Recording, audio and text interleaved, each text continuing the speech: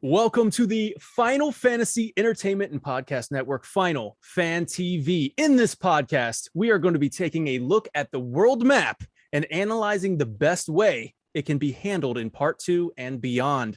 Zoning areas that we think would make sense, which also raises the question of transportation and how that will all work. But before we do that, I would also like to share my thoughts on how the structure of part 2 will go and where I believe it will end. But before all of that, let's introduce our guest. And I'm just so happy that you reached out to us and wanted to be on the show. And that just makes me happy because I discovered you by that. And your content is just fantastic. Legions Gaming. What's up, man? What's going on? Thank you for having me. Yeah, I watched a lot of your shows and I was like, man, if they ever need someone, I'd love to be on. I love talking about Final Fantasy.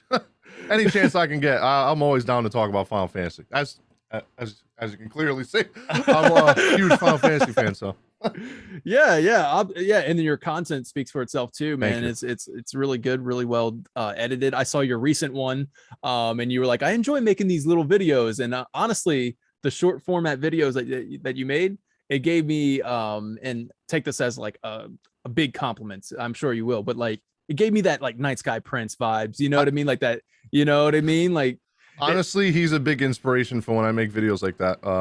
I looked up to him a lot as a content creator before I started. So yeah. Yes. A lot of that video was taken inspiration from his videos. Yeah. And of course you add your own flair to it and everything. And it is very uniquely yours. But I just was like, man, haven't had these like that Final Fantasy 7 like, you know what I mean, content for a while. Yeah, like it's been a while. So good stuff there, man. So everybody watching this, if you are not, or if you have not heard of Legions Gaming, please go check out Legions Gaming. If you're watching this on youtube.com/FinalFanTV, it will be in the description for a link to go check out Legions Gaming. So let's get this thing started. All right, so Legions, I want to talk to you about where I think part 2 will go. All right. Everyone argues about. Yeah, this is the big debate right now. Yep. And I'm ready to give my thoughts on this. All right. With all of that said, I think that's how we're going, like that's where I'm at mindset wise. Like, and it just worked out perfectly for 18 chapters to equal into Aerith's death.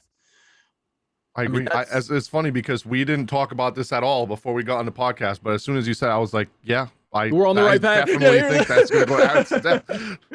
Here's the weird people that think it's going to end at Nibelheim, but that would be such a weird, first of all, that would make the game like 5 parts, which is like unheard of for like a Final Fantasy game. I mean, they've only done trilogies before.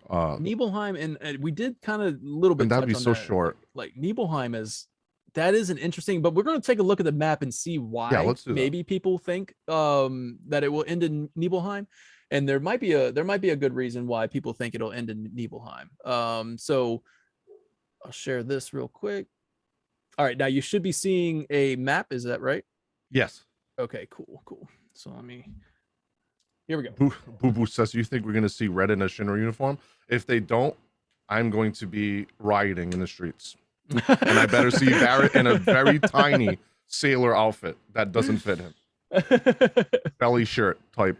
Yes, a Barrett, a marshmallow suit, man. We gotta see it. I love it. I can't wait for the cargo ship. For that was like chapter 5. I can't wait to hear Rufus look at Heidegger and say, "Can you stop with that horse laugh?" I loved that part so much in the original. I was like, "Oh, thank God somebody said it." All right, so you may see a little bit of a preview over here. Don't worry about that. We'll get to it in a second. All right, so here's the world map of Final Fantasy VII Remake. Now, if we take a look at it, now I kind of want to go through my 3 options here, or 4 options, I believe.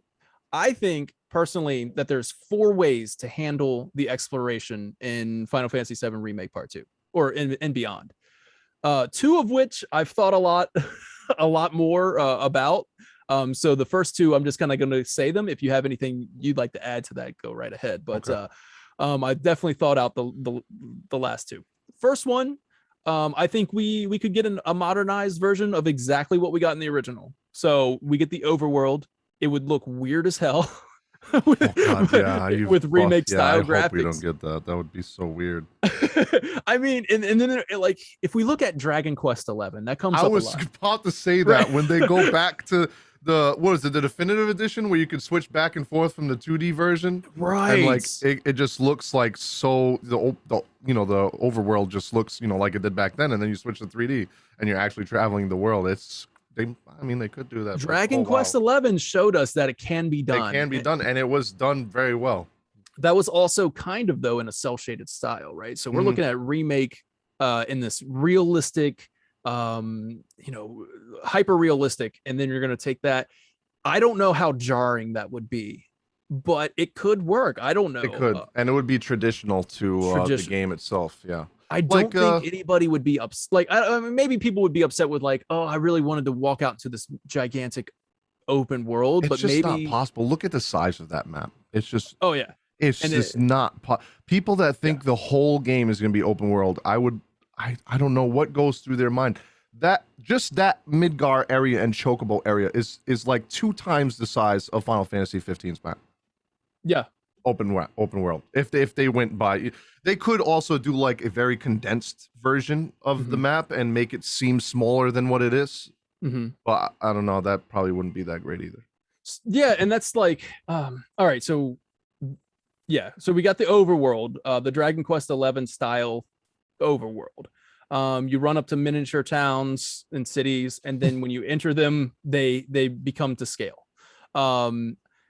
I personally wouldn't be upset with that because I'd be like, oh wow, they did it, man. They brought the original feel back, and you can literally not go wrong with everything that's going to follow when I'm bringing up like in this podcast where I'm going to bring up concerns, right? So if you do it any other way than that, it raises concerns. Yeah. So that way you don't have any concerns. I wouldn't mind that way either, because that means that they focused more on the towns and locations than they did on the open world. And I'm probably one of the minority of people that would rather have a linear story and better story and better locations, that better looking locations, than an empty open world like Final Fantasy 15.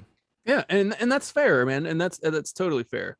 Yeah, and even so woohoo or hoo hoo boo boo says even in the original game the map is huge, and it really is. And if you did your required viewing homework, because that's basically what it was with math. Yeah, I did a whole entire video on the actual size of this in square feet. It is larger than any video game that's not procedurally generated, of course, but it's larger than that.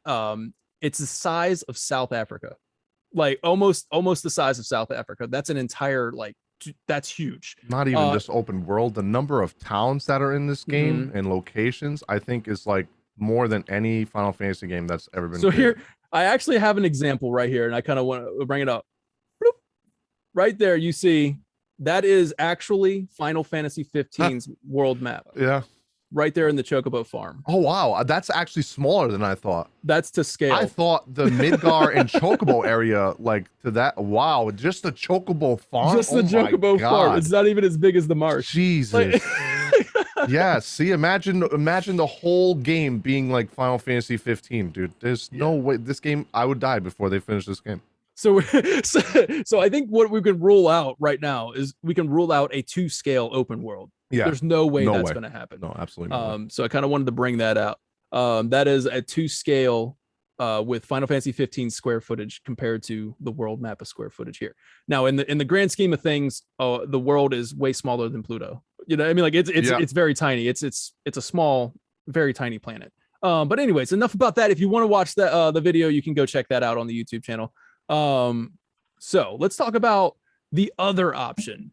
Now, the other option is give me the story, make it linear, make it Final Fantasy X, right? Like a Final Fantasy X style approach. That's what I want. So where the paths are still very open, like also like part 1, right? So the paths are still open. You have different ways to get there, but it's very much point A, point B. Let's keep the progressing. And then once you get to the point that you said, what was it, 15, chapter 15? Then you have like the whole sit in the airship fast travel kind of thing and take. That's when that's when it gets really interesting. When we get to that point, it gets so interesting. Because then we're just like, it raises so many questions on how that's going to work. All right, so those are my first two options. Where you keep it linear, you keep it like kind of like a Final Fantasy X style, or you go just straight up classic original Final Fantasy VII, Dragon Quest XI type overworld. Now let's get into what I think I've been thinking about a lot more. I call this one the unproportional zones. So it basically, we're going to take areas such as, here we go, call this the unproportional zone. So I've zoned out different areas. So we take a look at this one, the first area that we're going to look at, the grasslands, the Midgar area. Yeah. So just, you're saying that like those get removed completely? And well, no, I'm actually saying like those are the exploring ones. You remove this completely because you don't want to see Midgar, right? You can see it in the distance, but when you exit, like, you know what I mean, like how like when you go through like Final Fantasy 14 area, we may not even see it in the distance, like you said in the video. What did Barrett say? 15 hours or something like that? Exactly. So it's going to be so far away that you probably wouldn't notice anyway. But yeah, so when you exit out of here, you're actually heading to like, I don't know, Calm or something, right? And then you can have this whole area to explore. And it looks like this, but it's not to scale. It's unproportional. And the best way I can, like the best example I can give you would be Ghost of Tsushima. Okay. I was gonna say like Final Fantasy 12, but yeah, that's actually really cool. Okay. Yeah. So the reason why I say Ghost of Tsushima is because it's based on a real world location. It's based on the real island of Tsushima. I still have to finish that game. I love it. I love this game. But this is an island that they took. Now, Tsushima is 274 square miles. Right? That is massive. They've packed it all into an 11 square mile game. So wow. And that game is huge, right? Yeah, like that the open world is huge. So when you look at like that looks massive, right? So you're like, oh wow, this is an open world. This looks amazing. But really what you're looking at is a very, very, very condensed real life location. Which is funny because that's what they were going for on OG FF7. They were giving you the thought like, oh my god, this world is so massive, but really all you're doing is traveling in the overhead world and then basically so what you're getting. This is kind of your overworld, right? Like in the grand scheme of things, you are walking around an overworld, but it looks like this. It looks like Ghost of Tsushima overworld. And then when you enter, like say there was like 3 dots here, and then you just exit out of that and it takes you to Calm. Yeah, you know like Final Fantasy 12. Final Fantasy 12 does that. Final Fantasy 12, Final Fantasy 14 kind of does something similar. Yep. So you kind of, this is where I'm like the best thing I can say with unproportional zones. So when you exit out of that, you go to Calm, and like Calm is to scale. You know what I mean? I think that would be the best way to make both sides happy. People that don't care for it to be open world and people that want the open world. That would probably be the best way to, satiate both sides. Yeah, absolutely. And I honestly think this might be my personal favorite option as well, just because when we start getting into transportation, this is going to work out a lot better than my other option. But yeah, this opens up. You'll have the mountains, the mountain ranges. You'll have the marshes over here. You get a varied location just with the first area that you're walking out into. But here's the beauty of it, right? You maintain the feeling of the original.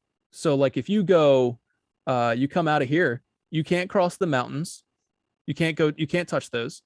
You can't cross the river. You can just explore, but you're literally funneled into this area because you can't cross this because of the Midgar Zalem. Do you think they're going to make us fight him or try to run through it like with the Chocobo? Yeah. I think they're going to make this a big deal. And Vinny's actually working on a what to expect video, and he's got like a lot of really good ideas for this. So I think you funnel right into the Chocobo. So it is kind of linear, even though you do get to explore a lot of like something like. But it gives you that illusion of being open world at the same time. Yes. Yeah. So it's gated, right? And then it's gated exploration, just like the original did. It Mm. gives you that feeling. You go into the Chocobo farm, and then once you're in the Chocobo farm, you have to go catch a Chocobo, and then you go back to this large open area. You catch your Catch a Chocobo. chocobo. You Yeah, come, this yeah, is like literally Dragon Quest 11. Honestly, yeah, like yeah. So that's you're, literally Dragon Quest 11. but imagine doing it on a map like this. So like you go out here, you catch a Chocobo, you get to ride it across the Yep, marshes. You know what I mean? that's gonna be so fun. Yeah, that would be really good like that. And I think this is going to be something different, which Vinny will touch on in an episode later. And then you go across the marshes, and that's you got your Chocobo. Now up here is a compilation location called Cliff Resorts. And maybe you can't get to Cliff Resorts, but you can see it. You just can't get there. Mm. And then once you maybe breed some Chocobos, get a black Chocobo, go up there, up the mountain, right? So it kind of gives you like, oh wow, okay, so like Metroidvania style, like I see it, but I got to come back to it later. Later, yep. And then so there you go. So you get the same that same feeling, and then you go into the Mithril Mines. And then once you're in the Mithril Mines, here I actually have a unproportional zones. Okay, I got it. All right, so and then right here, you come out here and you have your other big area right that you can explore. You can't cross this because you need the tiny Bronco or a river Chocobo. And then you know what I mean. So like you can see the house across the river, but you can't get to it. Yeah. And like so you kind of have that feeling, and you're still being funneled to where you need to go, just like the original Final Fantasy VII did. I agree. Yeah. Do you think, see, since they added and integrated Fort Condor as pretty much like as a joke kind of like mini game, I don't see them doing the whole, oh, Shinra's attacking us, can you help us defend? I don't see them doing that here. Do you? I see them just, Fort Condor, let's go in there to rest. We talk about how, you know, they've been defending the place, and then we leave. Do you agree, or do you think there's actually going to be some big thing here? I would be disappointed if it was taken out. I wouldn't be disappointed if it didn't happen in the first part. Okay. Right. So like I wouldn't be disappointed. Maybe even save it for part 3 of That's Final what Fantasy. I'm thinking. I'm thinking it's going to be a thing like when they actually do start attacking to try to get the huge materia, and you know they're trying to defend the Condor. I think that's when they'll probably bring it back. Yeah, like the board game is just the board game. Like I hope that they have the board game set up somewhere, like so we can keep playing. Yeah, like let's keep playing. Let's play Fort Condor in Fort Condor. I spent so many ridiculous amount of hours playing that. Too. It's not even funny. And like I said earlier, like if Yuffie is chilling here, maybe Yuffie brought a board game with her. I mean, she did seem to enjoy it a lot. Yeah, she did destroy a lot of people in Fort Condor. She's the Grand Master. Yeah, exactly. If you're me or Legion, she was the Grand Master when you left Midgar. So yeah, maybe she brought a board with her, and then like she's chilling at Fort Condor. And maybe it's just like a visit, right? So you meet Yuffie here. You kind of you meet Yuffie, maybe play a little Fort Condor.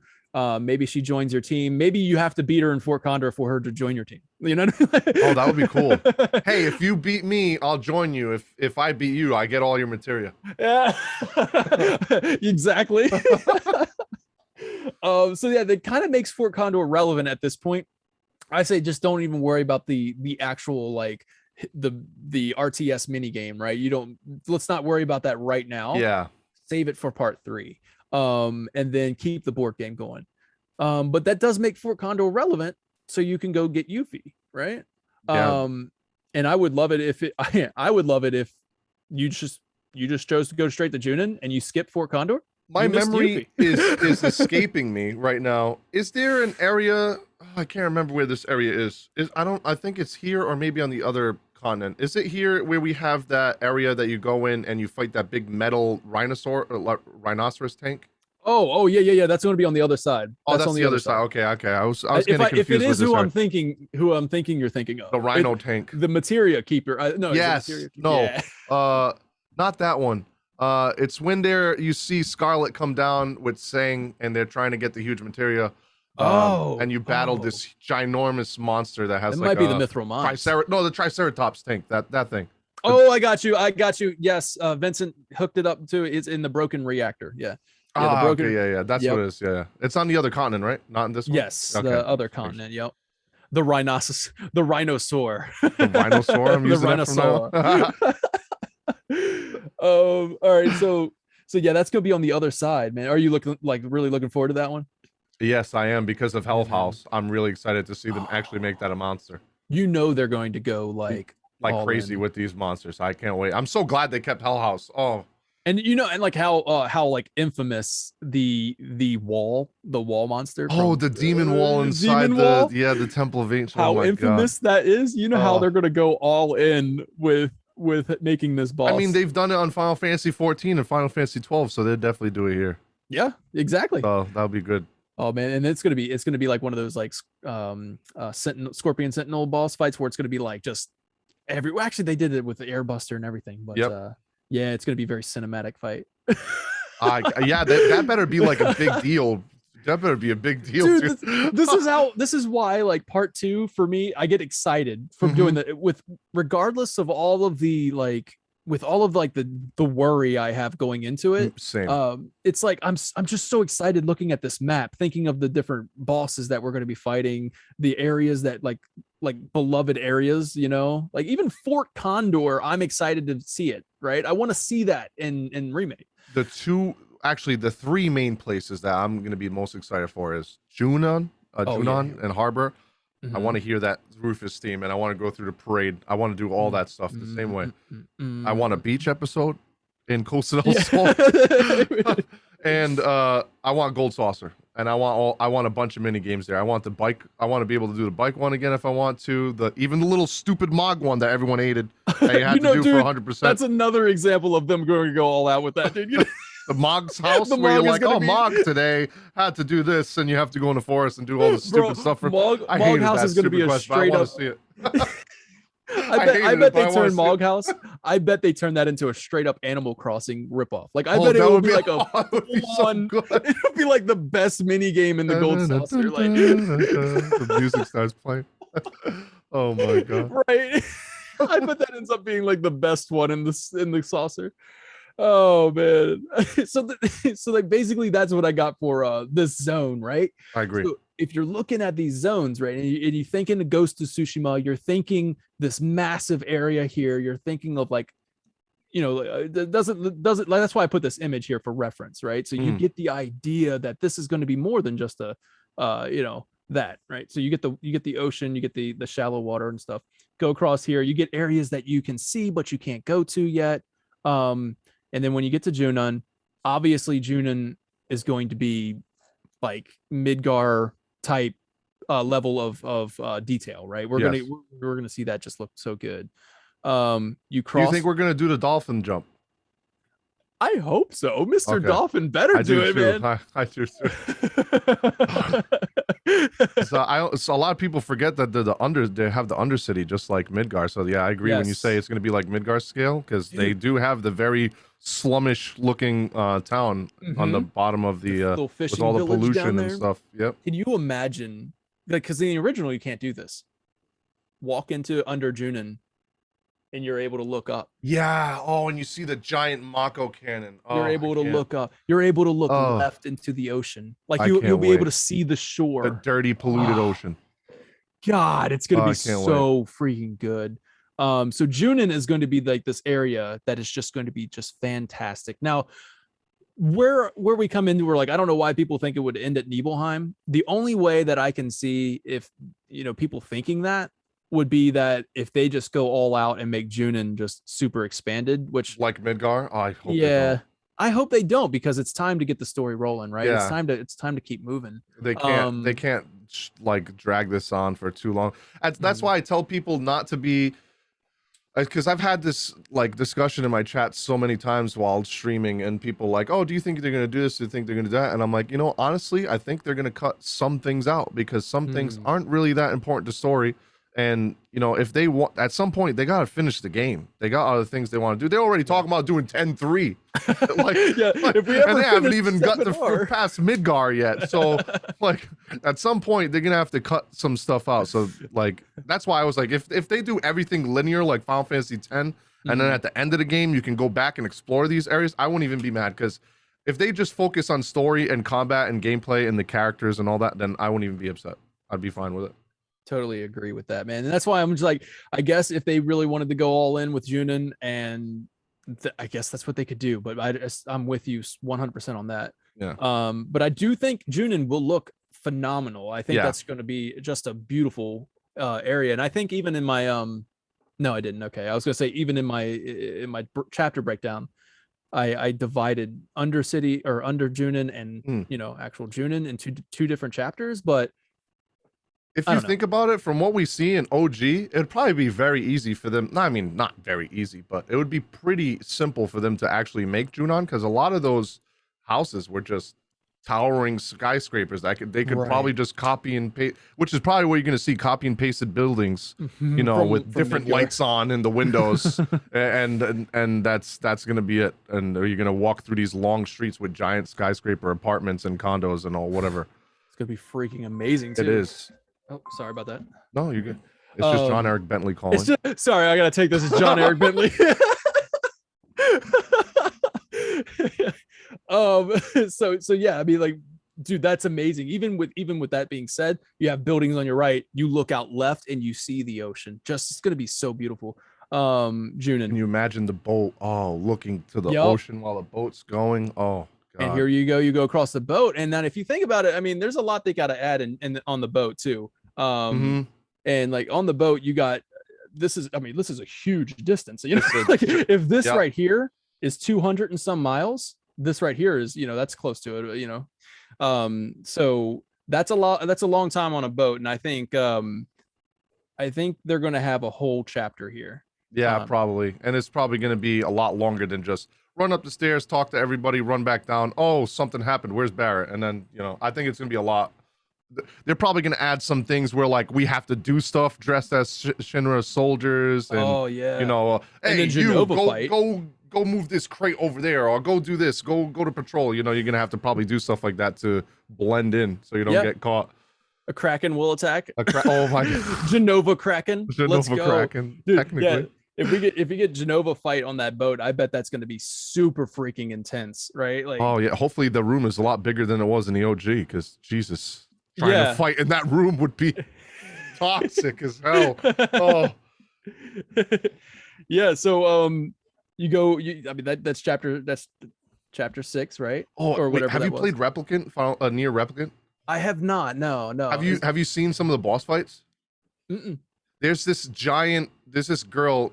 I mean, it's a very minor spoiler, but it's a boss, and it's pretty much a girl that turns into a giant freaking like tentacle monster with her hair. Her hair turns into tentacles. Okay. And I could totally see them doing that with Genova, where she's like wrecking the whole ship, and you gotta kill her before she destroys the ship or something. Dude, on the top. That's awesome. Because that small room, when you think about it, fighting Genova in that small room doesn't really make sense. Unless they make it if they make it just, if it's a claustrophobic boss fight. Yeah, because Sephiroth like killed everybody on the boat, didn't he? Pretty much. You see so many dead soldiers on the bottom. They got to do that. Freaking give me the blood trails. Oh, yeah. This is your chance again to give me the blood trails. Do it. Purple blood trails. Give me actual red blood. Give me the blood of the semen. True, Genova is. That's true. Vincent says she's fought in a pocket dimension. That's true. So they could do that again. Oh, okay. I got you. Yeah. She. That's true. In part 1, they could do that again. Yeah. But yeah, I mean, I would rather have it on the boat though. You know what I mean? Yeah. I love that idea. Maybe even taking in water. Dude, that would be so good. All right, so we get to Costa del Sol. You just had that epic fight. Let's take a little break. Now, what I got here is I say you leave Costa del Sol, you enter this large open area, which literally funnels you again. It funnels you into Mount Coral. Mm-hmm. Because you can't cross this area until you get a river chocobo or the tiny bronco. You can't cross this one until you get one of those two as well. So you're literally funneled, but you see the open world, right? You see it. That would be so good. Yeah. Right. Like, especially on top of the mountain, seeing things like blurred out in the distance and stuff. That would be so, yeah. So that would be amazing. You're just like, I want to go there. I see something over there, but I can't do it yet. And we'll get to that in a second. We go through Mount Coral, Coral Reactor, Coral, and then Coral, and then we get to North Coral. And then yeah, I mean, like from there, we don't even need this zone. Like I don't think so. Yeah, honestly, I really don't either. I don't need it. I think I hope we just go straight through. Yeah. You just take the gold saucer. At that point, I'd be like annoyed with the amount of expo. I'd be like, oh my god, I mean, just get me the gold saucer, please. At this point, we've had 2, 3 open worlds, like not open worlds, but like 3 large open areas. So yeah, just you take the railway anyway to get to the gold saucer. So you go ahead and do that.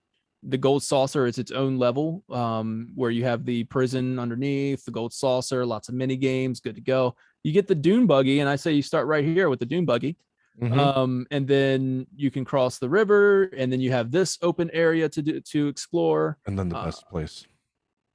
And then yeah. So this is where like this open area gives you options. Like you have a lot of options. You go to, well, obviously you're gonna have to do what it tells you to. You got to go to Gungaga first. Oh yeah, Gungaga, yep. And then your dune buggy is gonna break down here, and then you got to go to Cosmo Canyon. Oh, that's the little area with the right next to Gungaga. That's the little area with the Triceratops boss that I was talking about. Okay, yeah. There you go. Yep, the broken okay, yeah. So we probably will get that in part 2.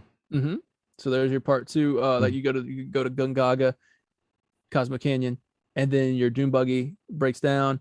You have like one of the best. I can't freaking wait for Cosmo Canyon. It's gonna be so good. Bugenhagen. Drop that knowledge on us, dude. Yeah, he's gonna open it up, man. It's gonna open my up. My mind is gonna be blown. I'm gonna be like, oh my god! He opened up the 4th wall, the 5th, 6th wall. Yeah, the 6th. Yeah, he's just gonna. He broke down all the walls. He's Chris Jericho, man. Break down the wall. Oh, he used to be one of my favorite wrestlers back in the day. Shit. Yeah. So once you get your dune buggy back working, you can cross this, right? You cross this this river, you go into Nibelheim area, but you see, man, you're like, wait a second, if I go down that river, there's a cave here or something, right? Like I can go there, but you gotta get something first, right? You gotta get your transportation, which is Lucretia's cave. So this, like what I'm trying to say about like this zoning area here, like the large unproportional zones, it gives you the sense of the illusion. Yeah, the illusion of that overworld while still remaining in a way. Now, the only thing that brings up the question is how jarring is that going to be? Like, is it going to even matter? Like in chat, answer this one too, if you guys would like. Is it going to matter to you? Like Barrett saying, like you said, Legions, like Barrett saying, oh yeah, this is a day's walk from Midgar to Calm. And then you turn around and you walk from Calm to Chocobo Farm in like 15 minutes. You know what I mean? Like, is that going to be jarring, or is it gamified? It doesn't matter. Like we've played video games. We know that, it's fine. Yeah. Or is it going to be kind of like, that's just weird. I think it's going to be fine. You think it'd be fine? I think it'd be fine. Okay. Because I think people think too much into it sometimes. At the end of the day, it's a video game, and they're kind of limited on what they can do. Exactly. And I do have wants to actually spend 15 hours walking to Calm. Delicious. Imagine if that was like real life video games. You're like, all right, I gotta get to the next town. I'll be there. Shit, this is like 4 days worth of playing. Okay. If you took a jet, it would take you an hour. It would, yeah. Like, I'm no lie, man. I went a little wild with my math. Like I went. And this is outtakes, like things that didn't make it, deleted scene. I went in there. A jet travels at about approximately 200 miles per hour. It's 200 miles from Calm to Chocobo Farm. So even if you got in a military jet, you're gonna be. If that gold Chocobo is booking it at 200 miles an hour, it's still gonna take you an hour. And like at the end of the day, is that really fun? Do you want to spend that long going there? No. Real time travel where you literally, I would have fast travel, but you're gonna just sit there and like, I don't know if you ever played The Crew or The Crew 2. You ever play those racing games? Yes. Yeah. And the thought of it, like, oh wow, you can actually drive a condensed version of it, but you can drive from like East Coast to West Coast, and it actually takes like an hour of driving. In theory, it's like, wow, that's pretty cool. But then when you play it, you're like, sheesh, are we there yet? Right. Oh my god. It's true. I mean, like, and they condensed the crap out of America for that, right? Yeah. They crammed it. So 1 hour race, it takes you from East Coast to West Coast. It didn't feel, it doesn't feel like super jarring there, but it's also not like saying you get to New York City and then all of a sudden you're in New York City. Yeah. But yeah, so it's interesting. That's where I also have my next option after I get through this one, that I think would satisfy people who would rather keep it to a more to scale. So we go through here. We're almost done with part one. I think we're getting to Nibelheim now, right? Yeah. We're getting to Nibelheim. You go through the Mount Nibel, Rocket Town.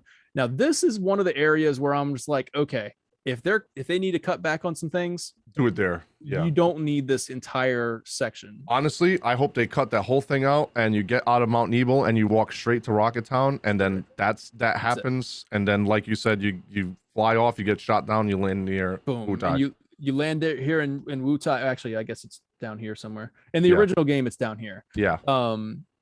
But there's also something I'll talk about a little bit later. But so yeah, you crash land here. And then that's where Yuffie steals your materia, and you basically get this world here, right? That chapter where the whole chapter is based off of you hunting her down, seeing why she did it, and then going into Wutai. Exactly, and then you go into Wutai. And I think they're going to expand on that. You think so? Very much. Me too, because Wutai is obviously this. Like they talked about Wutai a lot in part one, and in original they literally never talked about Wutai until you got there. Yeah, they're making this the Wutai Shinra war thing, Wutai being the enemy and like sworn enemy of Shinra. So you're getting that a lot, and I just not to mention Yuffie is like she even talks about how she is on a top secret mission from Wutai itself, from the Wutai government. So she's literally doing a mission instead of like I'm leaving town to try to make my country great again because my father is, a loser or whatever. I almost kind of want to say though, I almost like, I have my theory on that. I think she's being childish. Yeah, I don't think she's actually on a mission for Wutai. Like, I don't think that too. Yeah, I don't think the government of Wutai had like anything to do with red herring. Like, this is what you think is happening, but it's not really happening. Yeah, and I think she just had a following because she's the daughter of. Yeah. I don't feel like Wutai had anything to do with what happened in Intermission. Probably not. It's weird though, because Sonon says that he is too. That they're both on a mission. I guess you're right. Maybe it's like a Splinter Cell. Maybe or like what I mean, like it's like a secret like resistance group or something. Yeah. It's like the Avalanche of Wutai. I guess. but yeah. So like I think Wutai is going to be massive. Yep. I think it's going to be super expanded. And when I did this, dude, like I was kind of hesitant on including this because I was like, this is going to be a big part of the game. And the only reason why I'm like, well, we have to have it because I just don't think it would make sense for Yuffie to steal from the party after experiencing a loss. You know what I mean? Like after experiencing you know what I mean? Like Aerith dies and then she steals from the party. In the original, you could literally never go to Wutai. Yeah, like you never had to go to Wutai. It was a choice as a side mission, like a side story kind of thing. In the original, you could have just avoided it. Are you not forced to go there at any point? I thought you might. I think there's a certain point that you're forced to go there because of the where they're hanging. But it's like Yuffie very upside down on the cliff. Don Cornelio. So we'll probably see Cornelio again. We'll see him somewhere. Scumbag. Yeah. So maybe I mean, we'll even see. Oh man, I always forget his name. What's his name? The one that we got more story of that starts with an L, I think. I've played through remakes so many times, and I always forget his name because Leslie. I hate that damn sewer mission. Yeah, I would love to see Leslie. And I talked about this a little bit, but I don't know how I feel about it. I would love to see Leslie as a secret character, like a hidden character. I would too, yeah. That could join your party, like how 13 was, Red 13 was in part one. You mean? Like how Vincent and Yuffie were, like where they're secret characters that you don't. Oh, that would be cool. Yeah, because we know we're getting Vincent and Yuffie. Like we and then know he, this. Then he eventually joins the airship and all that stuff. That would be cool. Right, like just to have him, but I don't know what he would bring to the table, like any kind of. Like, Vincent says Wutai is optional. Oh, yeah. I thought at some point it brought you there. Okay. So yeah, I mean, like, and that's why I'm just kind of like this. Maybe they can save it for part 3 because, like you said, I mean, like, look at this. Like, we look at this now. It's already a big game once you get to Nibelheim. So yeah, massive, and I'm not even including the northern continent right now. But not giving us Sid on part 2 is like, oh man, I want to see him so bad. Oh well, Sid would be right here, right? Yeah, but I'm saying if it did end like a right, Nibelheim, like if we that would be Nibelheim? So crazy to me that we would just get Vincent, right, and then at the end, and then that would be it if it ended there. Oh wow, Vincent be like the guest character, like Red 13 was at that point. Yeah, he wouldn't even join your party. Ooh. Nope, that would be. Ooh. Oh man, I hope. I mean, at that point, though, if you do look at it, I mean, I don't know how you want to do it, but like if you look at it that way, Red 13 would technically be a new character in your party. Yeah. And then you got Yuffie, technically a new character in your party as well. And then Vincent would be technically a new character. So I don't know if if they would try to be saving a character to add in part 3. And Kate Sith at the Golden Saucer. Oh yeah, exactly. Yeah. That's true. So you should probably have a full party by the end of part 2, unless if they want to make Leslie be the secret character. Yeah. In part 3, but so if they wanted to save this area for part 3, like you don't even get to see Wutai in part 2, might be interesting. Or they might even just make this area kind of like a little mini dungeon rather than a straight up open world. And then Wutai, or just go straight to Wutai and just skip all this. Like you just crash land outside of Wutai. She steals your materia and runs into Wutai. I hope that's what happens. Yeah, they right. Just crash land at Wutai. Yeah, and then that would so after Wutai, after the whole materia thing, you open up, and this is where it gets interesting because with these large open zones, you no longer get to take your tiny Bronco and go through the shallow areas, right? Mm-hmm. You don't get to do that anymore. So what happens is do you get to just Final Fantasy X style open your world map, take a look at it, and then just pick and choose destinations? That's what I think is going to happen. Yeah. I think it's just going to be like, Final Fantasy X, you talk to Sid. Sid's like, all right, where you want to go? And then yeah. How do you feel about that though? Like chat too, like how would you guys feel about your transportation being limited to just like basically point and click type, like selection, Final Fantasy X style? Like this is where I was hung up on, because I was like, man, the feeling of the original where you crash and you're able to actually drive around the tiny Bronco, that was cool. It was.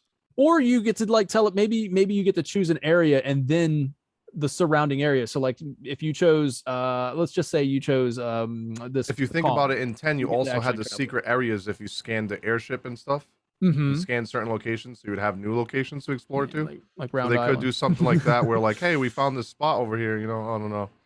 Yeah, because their tiny Bronco probably does have a radar or something that they could do that as well or something. But I mean, honestly, I think I would be happy with that, as long as like on the final part, if it's part 3 or part 4 or whatever. Yeah, they already have all these models done. Yeah, I'm assuming that part 3 is probably going to be easier because you're already going to have most of these locations done, right? And you're not going to have to rebuild everything from scratch unless you do another engine or something. I mean, you got the northern continent after the so we're at part 3 now. Northern continent needs to be done, and then Medial, and then the bottom right, that's it. And then a couple of like side locations, like of course, the Round Island, underwater stuff, the underwater Mako reactor, the dude, thing that part crashes. 3. you go to space, you go underwater. Yeah, dude, you there's go so much crazy stuff. Part 3 would be you go to that lit. ship that was it a ship or a plane? No, it was a plane, The right? sunken Galinka down at the yeah, bottom. the sunken thing at the bottom where you get the 4 times cut and all that.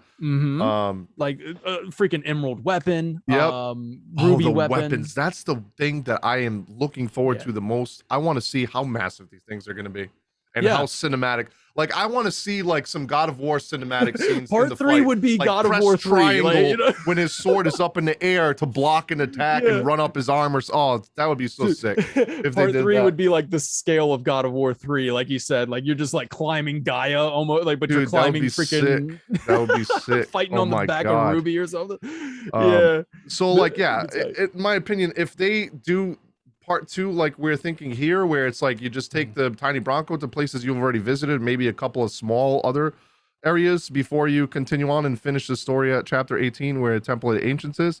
I'm fine with it as long as the final game you're flying the airship and you can actually fly the airship and see everything. So that's like they could do that, man. But also at the same time, like, they probably won't. But that's the like the only thing I can think, if you're doing these zones, if you're doing the zones, the only thing I can think is you get into your high wind, you can choose the zone you want to go into. That's probably what I think is going to happen. Yeah.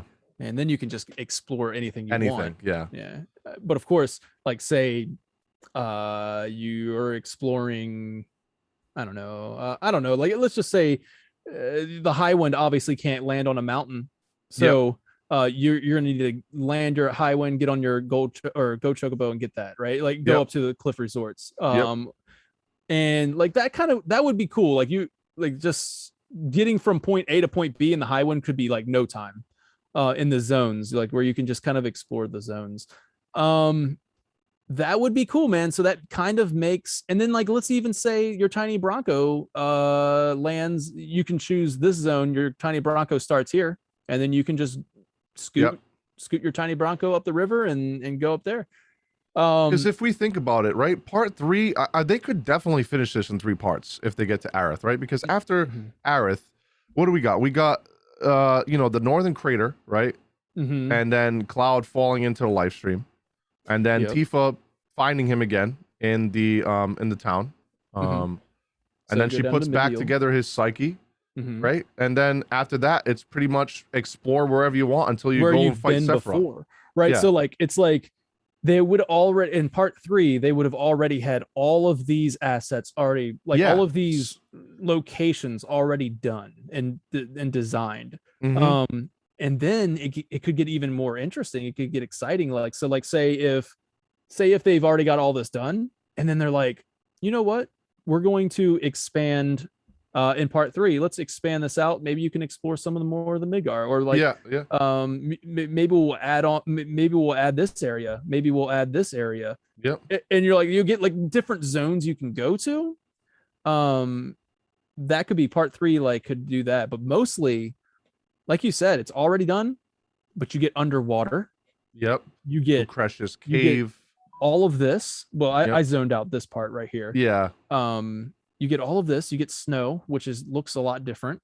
You know what I mean? Like, it's part 3 would look different, because you're like, you've so used to seeing grass and mountains and stuff like that, and then all of a sudden, part 3, Cloud is in a freaking parka, and like snowboarding and snowboarding after Aerith died, and like, dude,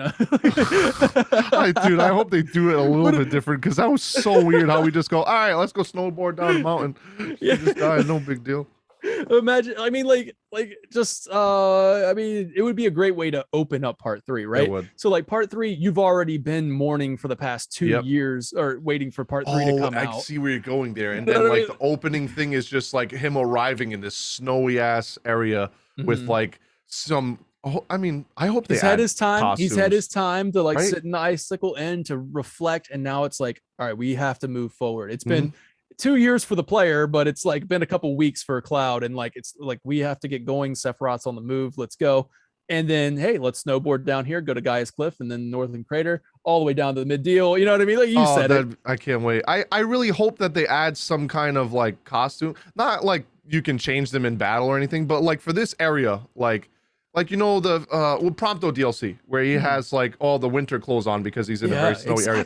So like just for this area having that and then they take it off after, I don't even care if we can't put it back on. Just as long as we like it'd be so good. Well, it's like I think I tweeted about this like at one time, but I was just like you know how how popular the dresses were from the remake part 1? Yep. Like people love that stuff. And then you could even like people go as far as freaking like they had to create a save state on some like a memory card and put it on the PC. Like they had to basically hack the PlayStation to make sure that you could play as Tifa in her exotic dress for the entire time. That's why I can't wait for the PC version, all the mods that are going to come off of it. Exactly. Jesus. Yeah. So people are going to want to play like if you got different outfits, and it would make sense because I swear to God, if I see Yuffie out there in the snow in her outfit, right, it's just going to look so weird, right? Or Tifa just wearing a skirt, dude. Oh my God. Yuffie's going to at least have to button her shorts to be out here. Dude, that always weirded me out in Remake. I'm like, wait, why is her shorts unbuttoned, dude? What? Jesus, she's like 16. She's got a button up, man. It's cold. It's cold.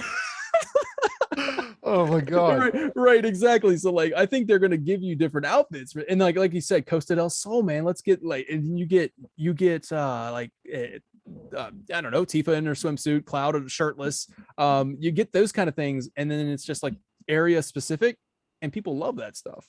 Players love says DLC outfits. Please no. DLC outfits. No, make them unlockable. Yeah, unlockable would be better. I like that, and honestly, I wouldn't care too much if it was like pre-order bonus.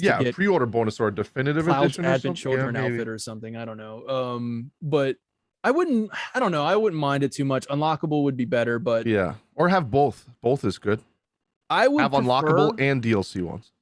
I would prefer that to be saved for New Game Plus.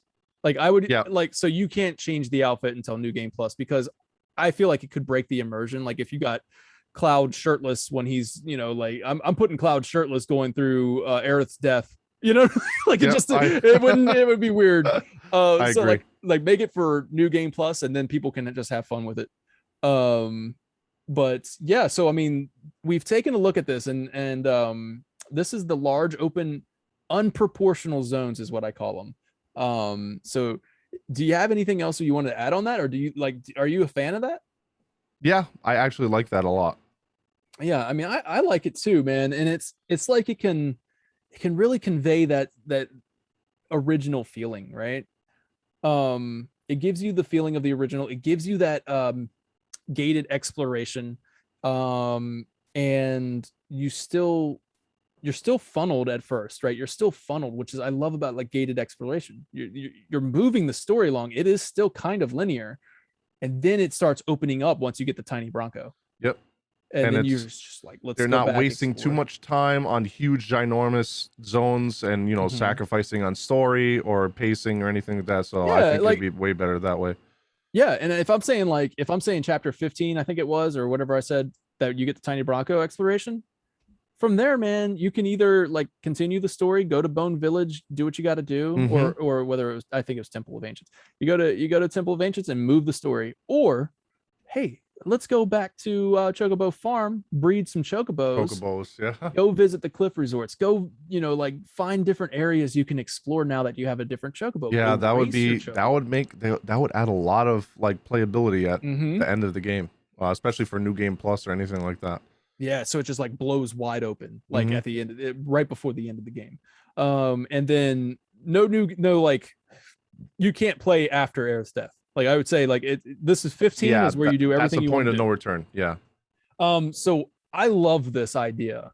It became my favorite, but my first idea was actually not this until like the other day when I was just like, all right, I wonder how this would work. But then if we go on to like, I call this one the zones, the realistic zones, right?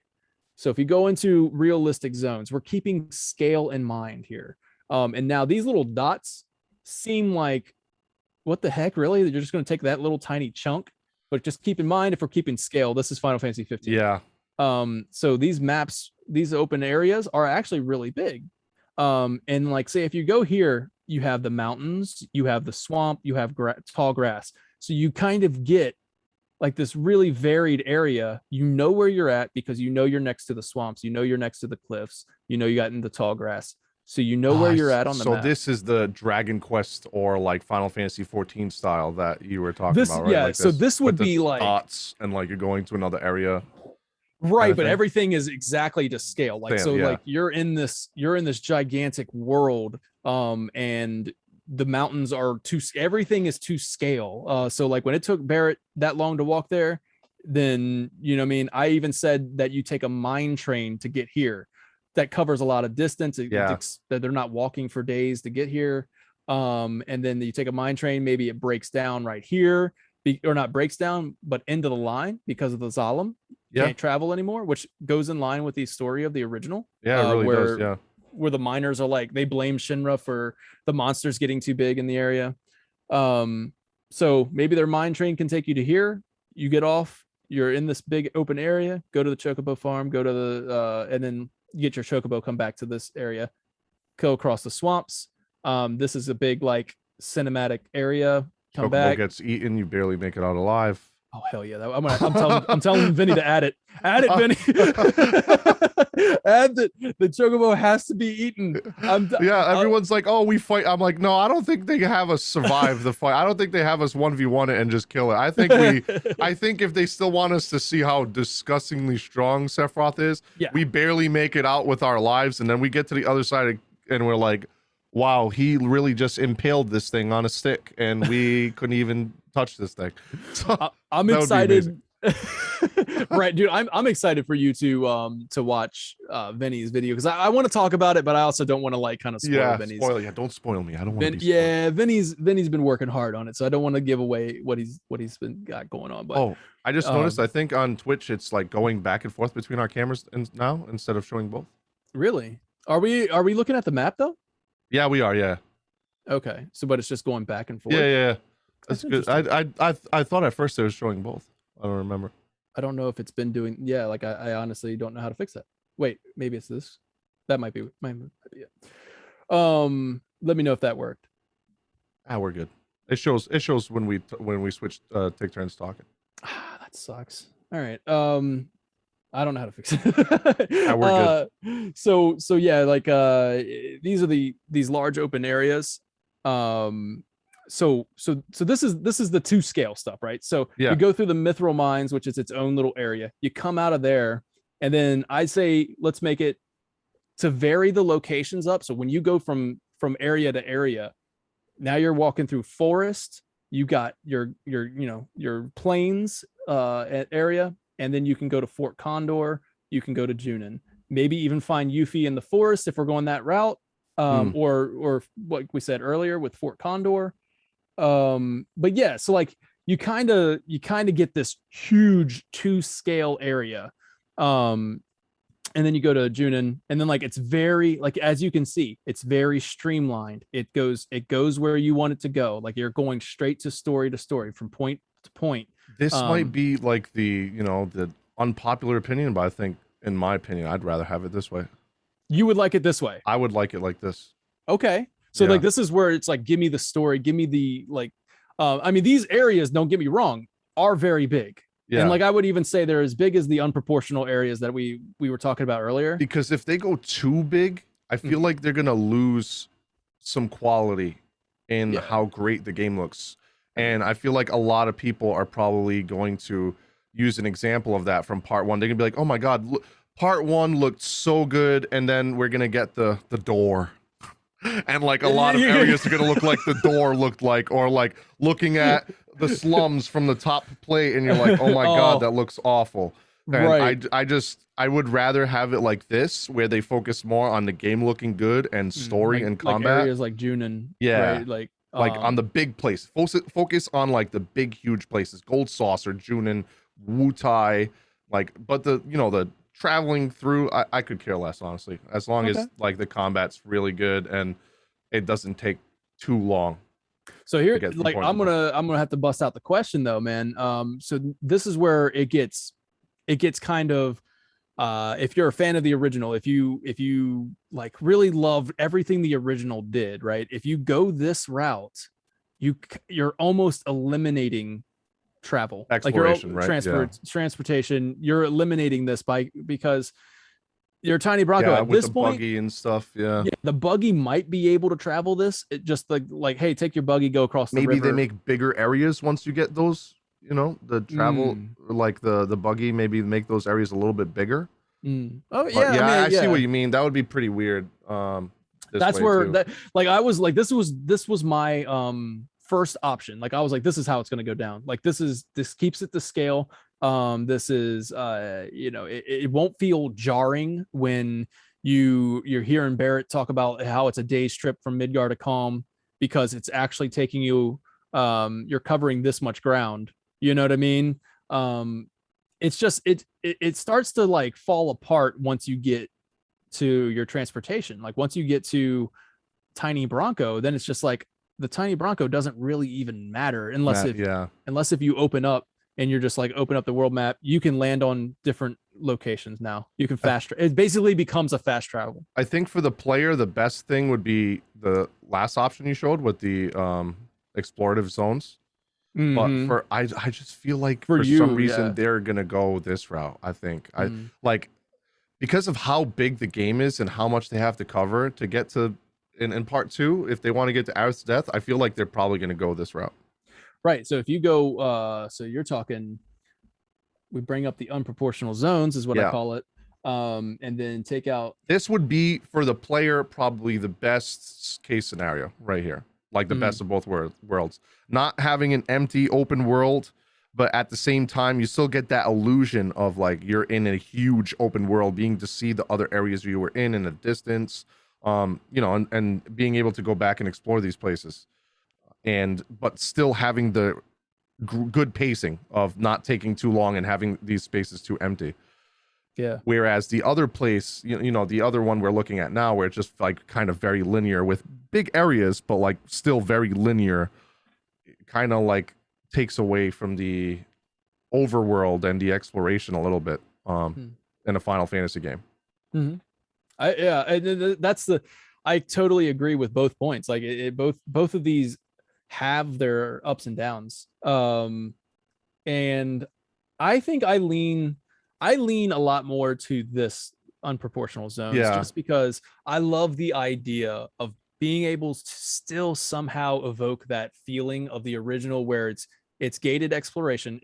I can see it, but I can't get to it yet. Why can't So I close, get but to yet it? so far away. Yeah. For some, I see there's a cliff resort in that mountains, but I can't get to it. Go there yet. Yeah, and then it's just kind of like, okay, and it gives that Metroidvania type stuff, like where you have to unlock an ability to go back and get it. To get this, if that means that like they have to take another year or two, I would rather wait. I would rather wait to get this than to get the very linear one, to be honest. Yeah.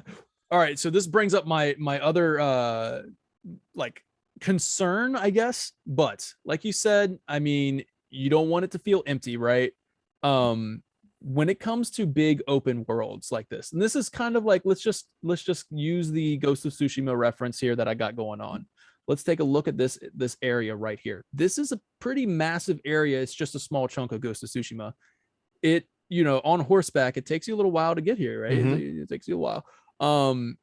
Just imagine this is right here. So if you don't populate this with foxes that you have to chase, if you don't, you don't populate it with different things, behemoths. Like if you can see, that would be amazing actually. If you could see a monster in the area, but you're like, I can't fight that, come back to it later in the game, fight it. That would be awesome, honestly. I would love that. Yeah, I love that idea. Oh my god. Yeah, like you got the, what are you doing to me? You got the gigantic behemoth down here. Look, there we go. Look, that's a big behemoth right there. Look, right. You can see it back there, but you don't want to go up and fight it. Yeah, no. Just seeing like Final Fantasy 13, how the behemoth was fighting like another giant monster. Oh, dude, that would be so good.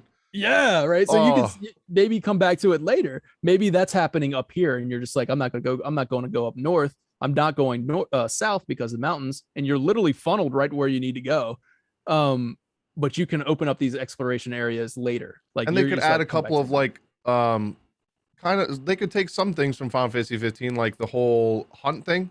Because technically Cloud is a mercenary still, right? So maybe he'll want to do some side work, get some gil, get some rewards, and help people out, kill some monsters. Yeah, in my what to expect video I did for Calm, I said that Calm I feel like is going to be a hub, Yeah, like a hub area to where you're probably going to have to help out some miners because the miners are complaining that Shinra it's is not too doing anything about. Yeah, exactly. There's monsters in the area. They can't go get their mithril. And maybe you need to go out there, eliminate a few for, I don't know, to say thank you for letting them use the inn or something. I don't know, whatever. Like yeah, you kind of like whatever. I think that this becomes kind of like a hub area. It maybe will give you incentive to come back to it later. Maybe to you come tell back to it Elmira later that and help Aerith out. died. Yeah. Oh, tell Elmira. Jeez. Amazing. Yep. It gives you a reason to go back to Calm. And it, True. like, Oh no. it kind of flushes out that story point of where it's like, wait a second. At the end of the original, you're just like, oh, Marlene's watching Midgar from the tower. How did she get there? Maybe we can find out in part Yeah. three or two. But anyways, yeah, like I kind of made this a hub in my first what to expect. I was like, look, it could happen. Is it the best way to start part two? I don't think so. Like you don't want to start part two with a side quest hub, right? Like Yeah, no. let's just get it straight. Let's get it going. Let's get it going. So that's where, but yeah, like that's what you're saying. Like what you're basically saying is that you can do hunts. You can, you got to fill these open areas with something exciting. Yeah, or else it's just gonna feel very empty and like Yeah. Imagine boring. this is your open area, and then it's like, so what do I do? Yeah, it looks beautiful, it looks cool, but like, Well, you know first that of all, meme where they you just wouldn't poke make it a- and you're like, do something, you know? I mean, Oh, like God. for me, it's like the original game kind of was hey, like that was what the original did. You just literally Yeah. just walked anyway. So it's not if it's going to evoke anything the original did, I'm all for it, even if that is just like, hey, here's your open world, go here.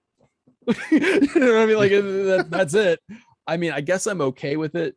But yeah, you have to populate it. I'm personally more of a fan of what you said, like big monsters over here that you don't want to face. You know what I mean? Mhm. You got and you don't want to go this way because then you're gonna die. You got mountains over here that you can't cross. You can't cross this river. You know what I mean? Like, Yep, so I agree.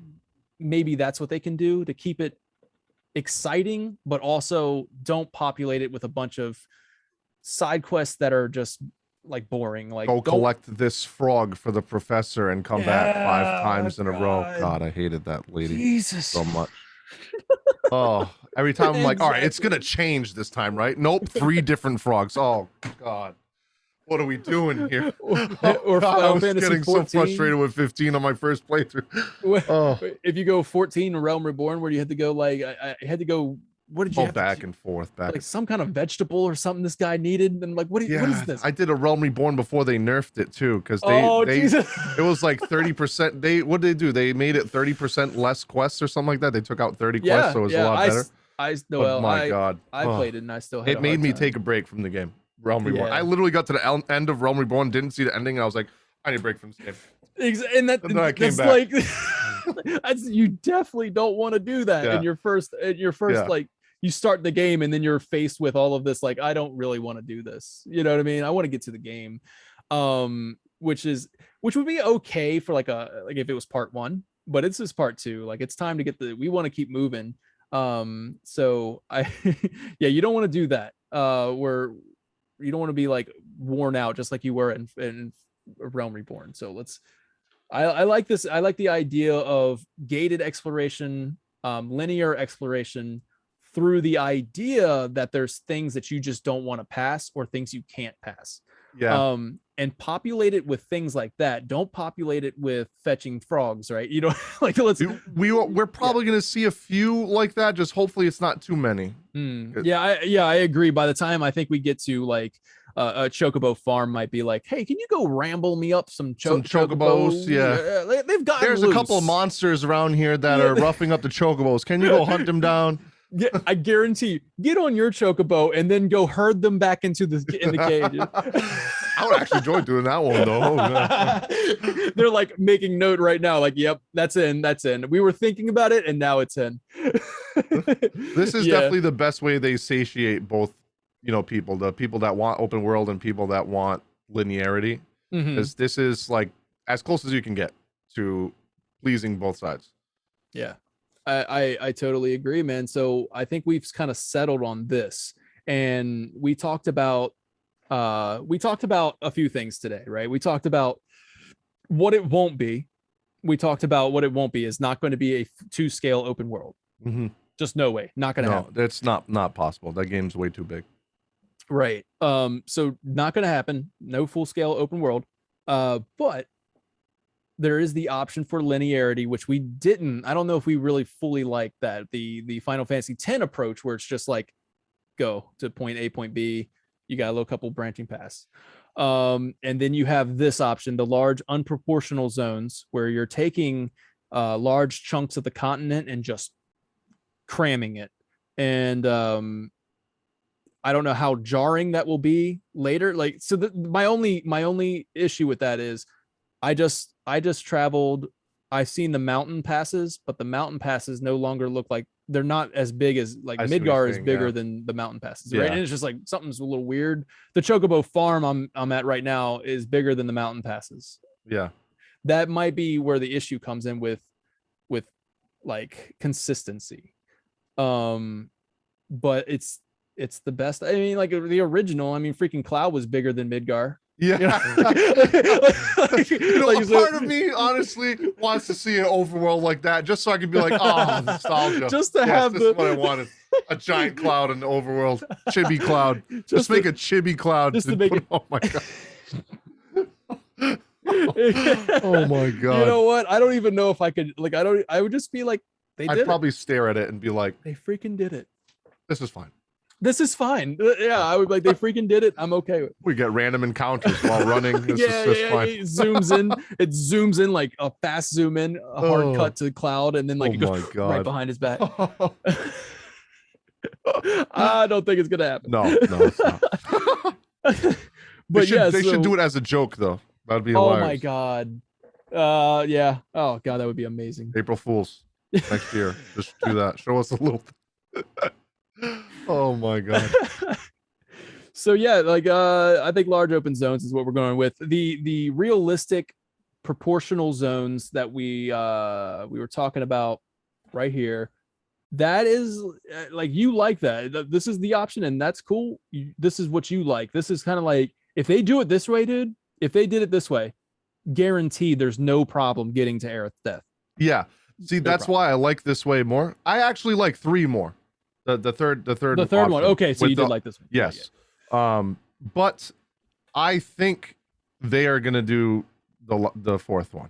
I think they're gonna do a very linear. I think they're gonna try to get through as much as possible in part 2, and then part 3 they're gonna be like, all right, we have the assets now. Here's the giant open world, and you can use the airship to go anywhere you want. And I think part 3 maybe is going to focus on the giant open world. I don't want that to be the case. I would love to have like explorable zones and like be able to go back and explore other places before we go to Aerith, Aerith's demise. But what I think personally that they're going to do, because I think they realize that they bit off a little bit more than they can chew with how huge this game is. They've said it on multiple interviews. They're like, yeah, this is a project. This is a huge project. I think they're probably going to go the more linear route, which is probably going to make a lot of people mad. Yeah. It's yeah, I don't know, man. That is very it's an interesting chat. What are you guys thinking? I haven't really been able to keep up with you. Been staring at my drawing pad during this. But what are you guys thinking about the open world? Now, I took a poll earlier today on Twitter, and large open zones actually won the poll. It was, let me see, let me get this. 60% of fans who voted said large open zones. 14.8% say keep it minimal, give me the story. And then 25% actually wants the classic overworld. So I mean, how are you guys feeling in chat? Let me go over here. Sleep Easy. What's up, Sleep Easy? I agree with Sleep Easy. Yeah, I don't think that we should be able to go back to Midgar until like really late part 3 because of the cliff where Zack died. I feel like that would trigger Cloud, and oh man, that would be crazy if we got a scene like that. Whew. Oh man, that would be pretty freaking awesome. Because he would definitely remember that. They'd be like, "Oh, here comes all the trauma. The PTSD is coming back." I mean, if you wanted to kind of open the game, like you are in calm, and then like maybe if I like kind of like added onto this area a little bit, add on to this open area where you're able to go to the cliff, and then it's just kind of like maybe like mental glitches or something like that. Yeah, And that's that'd be where that crazy. Zach, because you know Zach is going to be this overarching or like just it's going to Narrative. be this narrative that's going on in part two, and however they implement that, um going to that would be a cool like Easter egg too. It would, yeah. So like I think that's something that they really need to keep with the map. And I think we talked about with the unproportional zones technique here. I think that gives you the idea, that gives you the chance to do hidden cutscenes like that. Like Yeah. you get a hidden cutscene of Cloud having some mental glitches there. Which is what Sleep Easy is saying right now. Like Breath of the Wild does that with all the different characters as well. When you go to different parts of the Yes. map and you And then, complete certain side quests, you get those like flashbacks of his past memory before he fell asleep. Link. And yeah. maybe that happens with Cloud too. He triggers like a memory and he's like, "Oh my god, yeah, this is where my best friend died," or something like that, you know? Yeah, or just like what the heck was that? You know what I mean? Yeah. Like not What was not that? A like tear comes down his eye just like from part 1. He's like, "Damn, I just saw somebody die. What just happened? right. Why am I feel so sad?" Yeah, I mean, that would be cool. And like Last of Us Part 2 did it too, where it was funny because I want that with this game. I want that with this game. With part 1 or the original Final Fantasy 7, there were secret characters, secret locations. Not everyone discovered them, and that was exciting, right? Like talking to your friends and saying like, yeah, dude, Round Island is in the northwest corner of the map. Like Yep. you have to get a gold chocobo to see it. Yep. Or something like that. And to keep something like you went to the cliff near Midgar and I saw a cutscene. Last of Us Part 2 did something similar where if you went and explored that area in Seattle, you actually get a cutscene of Ellie playing guitar and she sings an entire song. Yep. And that was beautiful. I love that moment so much. I was telling my friend about it. He didn't get to see it. Like he was like, "What are you talking about?" Yeah, I see. I heard online that there was stuff like that. So I explored everything once I got to Seattle. I was like, okay, I gotta see everything. And there's so many scenes like that in The Last of Us 2, and they could do the same thing for Remake as well. Yeah, and I really want that. So like I think that being in like Sleep Easy said, that being a secret cutscene would be phenomenal. I love that. As long as it's quality, I'm for anything. I just hope they don't let the big open world stuff make the story less impactful. It's all about execution, and that's from Delicious. And that's my mod. Is it? What's Yeah, up, it was up Delicious. Yeah, I 100% agree. Like in like we were saying earlier, I mean, like you are getting a very like straightforward path, even though you see this huge open area. Like you can't explore right away. You don't have to be doing all of these. Like I'm gonna go talk to this guy and he wants me to go fetch something. It's like no, let's just get to the story.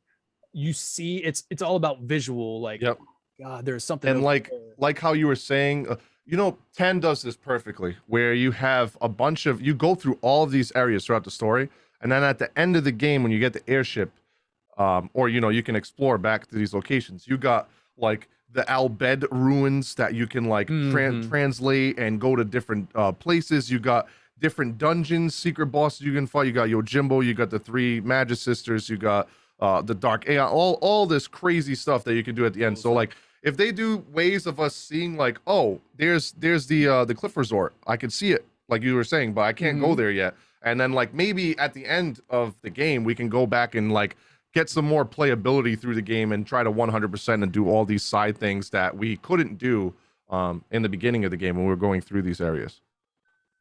Absolutely, man. Absolutely. Yeah, so I guess to keep it meaningful, but I don't mean not derailing, I suppose. Yeah, for sure. Like to keep linearity distract from moments of discovery.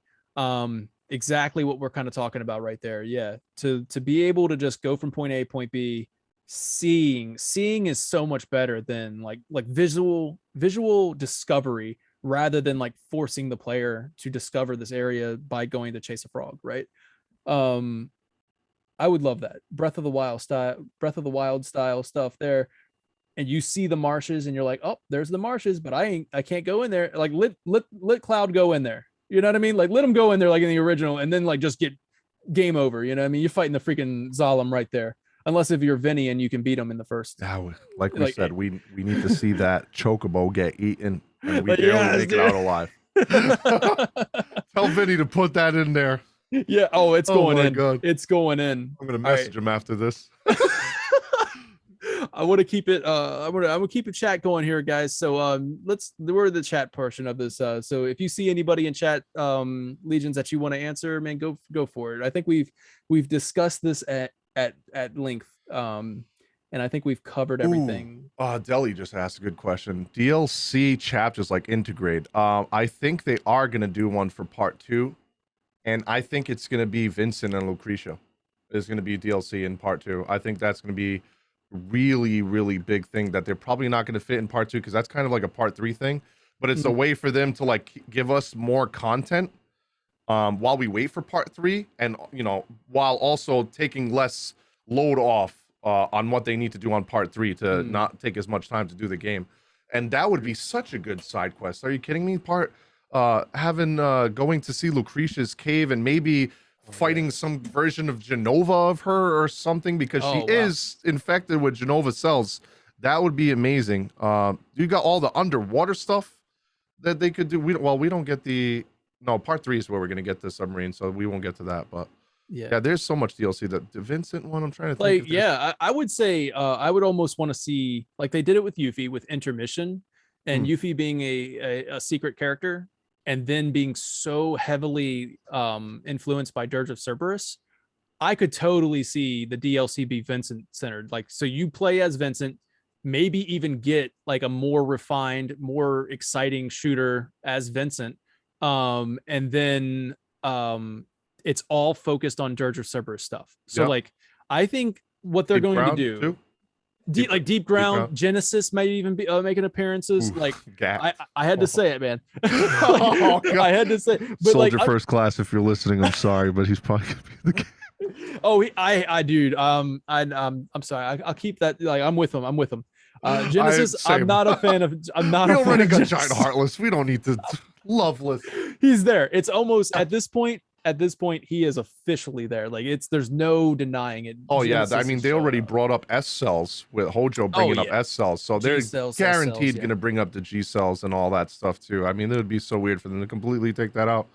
Yeah, and I think what they're going to do, and I've always said this, is I think Remake is literally going to be the ending of the compilation, like all together. Yeah. I think what they're building up to, is that at the end of Remake, Advent Children doesn't happen. Dirge of Cerberus doesn't happen because their Deep Ground is taken care of, the Geostigma is taken care of, and this is the definitive ending. And so with that being said, they need to wrap up Deep Ground. They need to wrap up the Deep Ground soldiers, Nero, Vice, Genesis. They need to wrap them up. They do. I think this is more of a retelling than Remake. I know they used Remake, but let's be real. They used that as a way to market the game and make more sales, because obviously you put the top selling JRPG of all time, Final Fantasy VII, with Remake attached to it. People are going to go and, oh my God, remaking the game with today's graphics? That's insane. So obviously they did that to, it's what they even said, like, this game's a sequel in multiple interviews. Yeah, I think man, I like, so this, for when this is one of those topics, man. This is one of those topics that real ending with a new game coming out 10 years later. 10 years Please, after. No. Yeah, so if you want to get like my pure unfiltered thoughts on Remake, you can watch the video. It's Final Podcast 7 Remake. And it's Final Podcast 7 Remake, and I talk about all of that. I talk about all my feelings on that. How like Remake is obviously a double entendre, like it means two different meanings. But I do believe that this is I believe it's a sequel in a way, like whatever you want to call it, requel or whatever. So you're going back to a point in time, and now they're going to tie up all loose ends, so that way the ending of Final Fantasy VII Remake is the ending. You know what I mean? Like Yeah, that's it. We're done. There's everything is taken care of. I agree. And so talking about DLC, I do believe that if Yuffie was the first intermission DLC, I believe that Vincent could be the intermission 2 DLC or whatever. Unfortunately, Sid doesn't really. I mean, he has the whole trying to go off into space arc, but there's no ties to really Dirge of no Cerberus, ties, right? to any other parts of the compilations of the series. So there's really nothing much. What Sleep Easy said makes a lot of sense too. They could do a prequel DLC. That would be like when he was a Turk, like explaining his past like that too, of like Hojo and all that and how he came close. So like that could tie into what I was saying too, of like going to Lucretia's cave and seeing her, and maybe he gets like flashbacks of when he was a Turk. And then he's going through the whole, trying to protect Lucretia and get her away from Hojo. Then he gets shot and experimented on, all that stuff. So that would be really good. They could literally do both. That would be sick. It. Yeah, they could do both. Yeah, they could like give you the flashbacks and like so it's continuing Vincent's story, but also flashing back to. I love that. I love that idea, especially for the new players. The people that are new to Final Fantasy VII, they'll get to actually learn, the character's past, Vincent's past, and how he became, this monster that can transform into chaos. Oh God, I said the word. Oh no, chaos. I have this feeling now that I need to kill chaos. Spoiler alert, he's Jack. Vincent is Jack. Vincent is Jack. Yeah, there it is. That's the DLC. Strangers of Paradise is actually DLC. All right, so what do we got? We got any more questions? The Battle Arena DLC? Oh yeah. Yes. Oh, that would be good too. Dude, Gold Saucer DLC just in general. Go nuts with DLC on Gold Saucer. That would be insane. Also Legions multiplayer. Like co-op for Coliseum? I'm talking like if you're going into co-op would be epic. I've said that a while ago too. Like being able to play. I feel like that would make the game so easy. It would be no man. You imagine how much strategy would be involved in like saying like, "Yo, Barrett, you need to heal something." That would be so good actually. Depending on what materia you're going in with, you need to coordinate with your friends. I think that would be epic. But so like yes, a battle arena fighting like maybe even. No, I wouldn't say like maybe you can go even to the virtual fighter arena, like where you fight like Airbuster, or you fight like summons together. Imagine like we got 2 more versions of Bahamut to go. Yeah, imagine fighting Bahamut, Neo Bahamut or Bahamut Zero. Oh my God, with your friends. Like so I think that would be cool. But other than that, I'm talking like being able to just go into the Gold Saucer and maybe even create your own avatar. You're in the world of Final Fantasy VII, cool. Experiencing the Gold Saucer together, which also breathes life into the game after its release. So that would be insane. Yeah, people play part 2 all the way up until part 3 because they're enjoying the mini games. It's basically like Mario the Final Fantasy that had multiplayer. Oh, 15 had the heck's it called? I never did it. I still got to do it to get Comrades. Yeah. That's what it was. That would see if they did something like that with Remake. That would. It's doable. I think it's very doable for them to do that. I mean, if you're building the Gold Saucer, like if you're building, you have to build it. You have to create all the mini games. Like let's look. I mean, you've put all this work into it. Let's make it multiplayer. Make it at least leaderboards, right? Which I'm sure they'll do that. I'm sure they'll do that. I mean, technically, we have First Soldier coming out. Oh. I think it adds. I'm not a fan of them adding making it canon, but I'm with you 100% on that one. It is what it is. It's just a BR. Come on, why does it have to be canon? Oh God, I was so cool with it until they were like, it's canon, and I'm like, guys.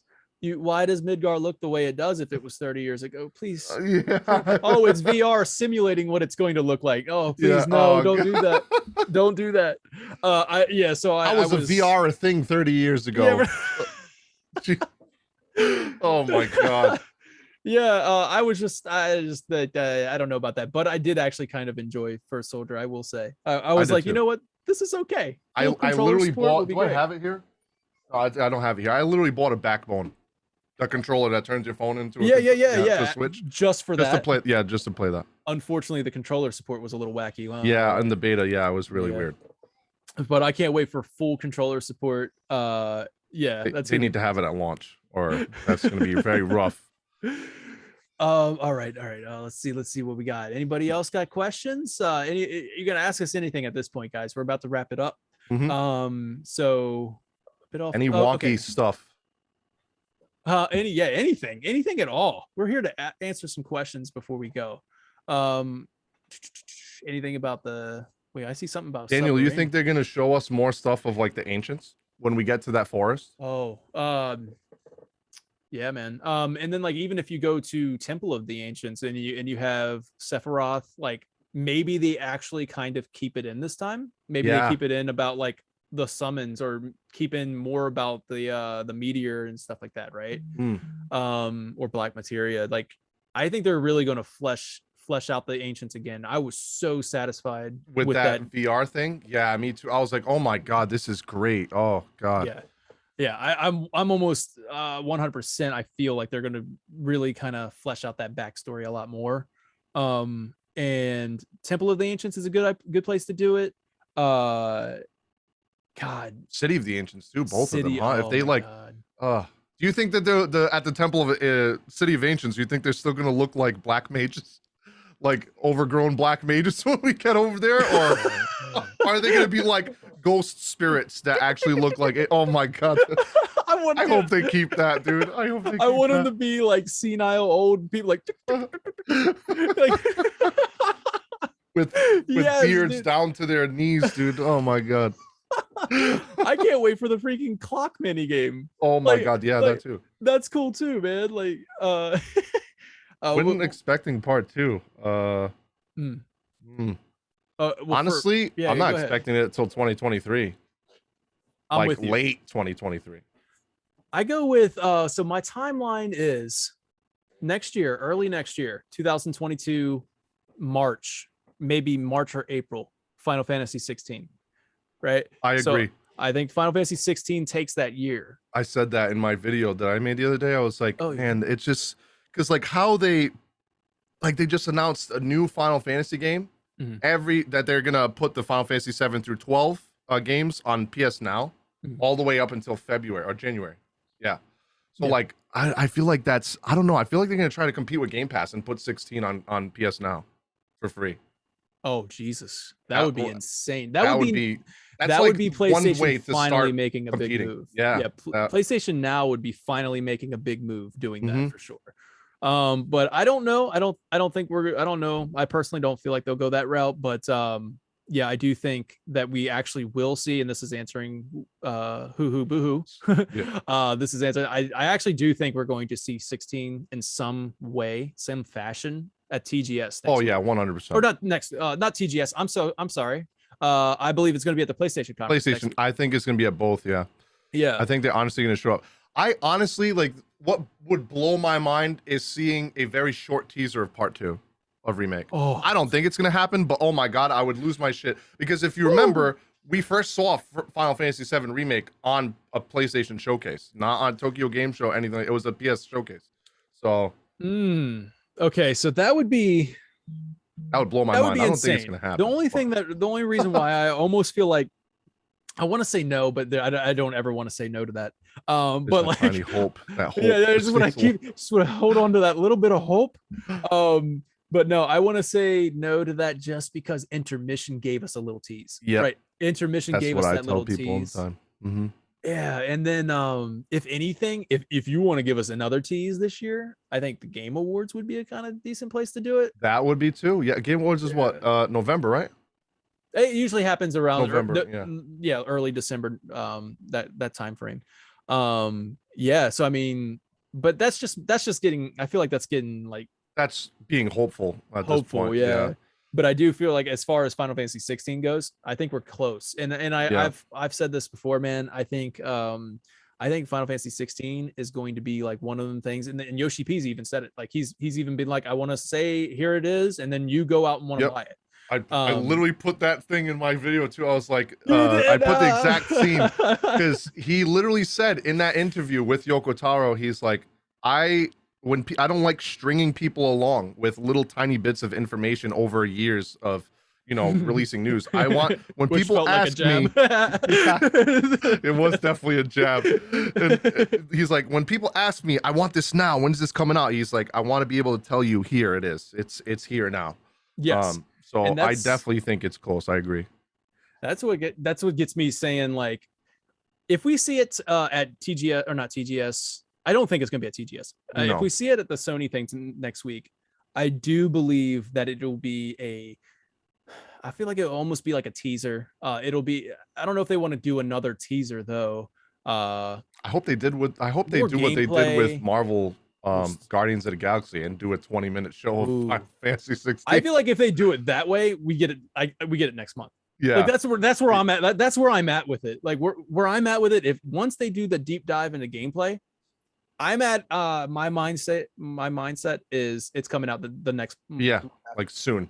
Right. Because even what we saw, a year, almost 2 years ago, no, right when they announced, when they revealed, no, it was a year ago. It was a year ago. Yeah. But they already, they was so polished looking already, and that was like alpha footage, pre-alpha footage, and it already looked so polished for a large scale game like that. And they showed a lot. They showed combat, they showed story, cutscenes, plot. Like they showed so much. I was not expecting that. I was crazy.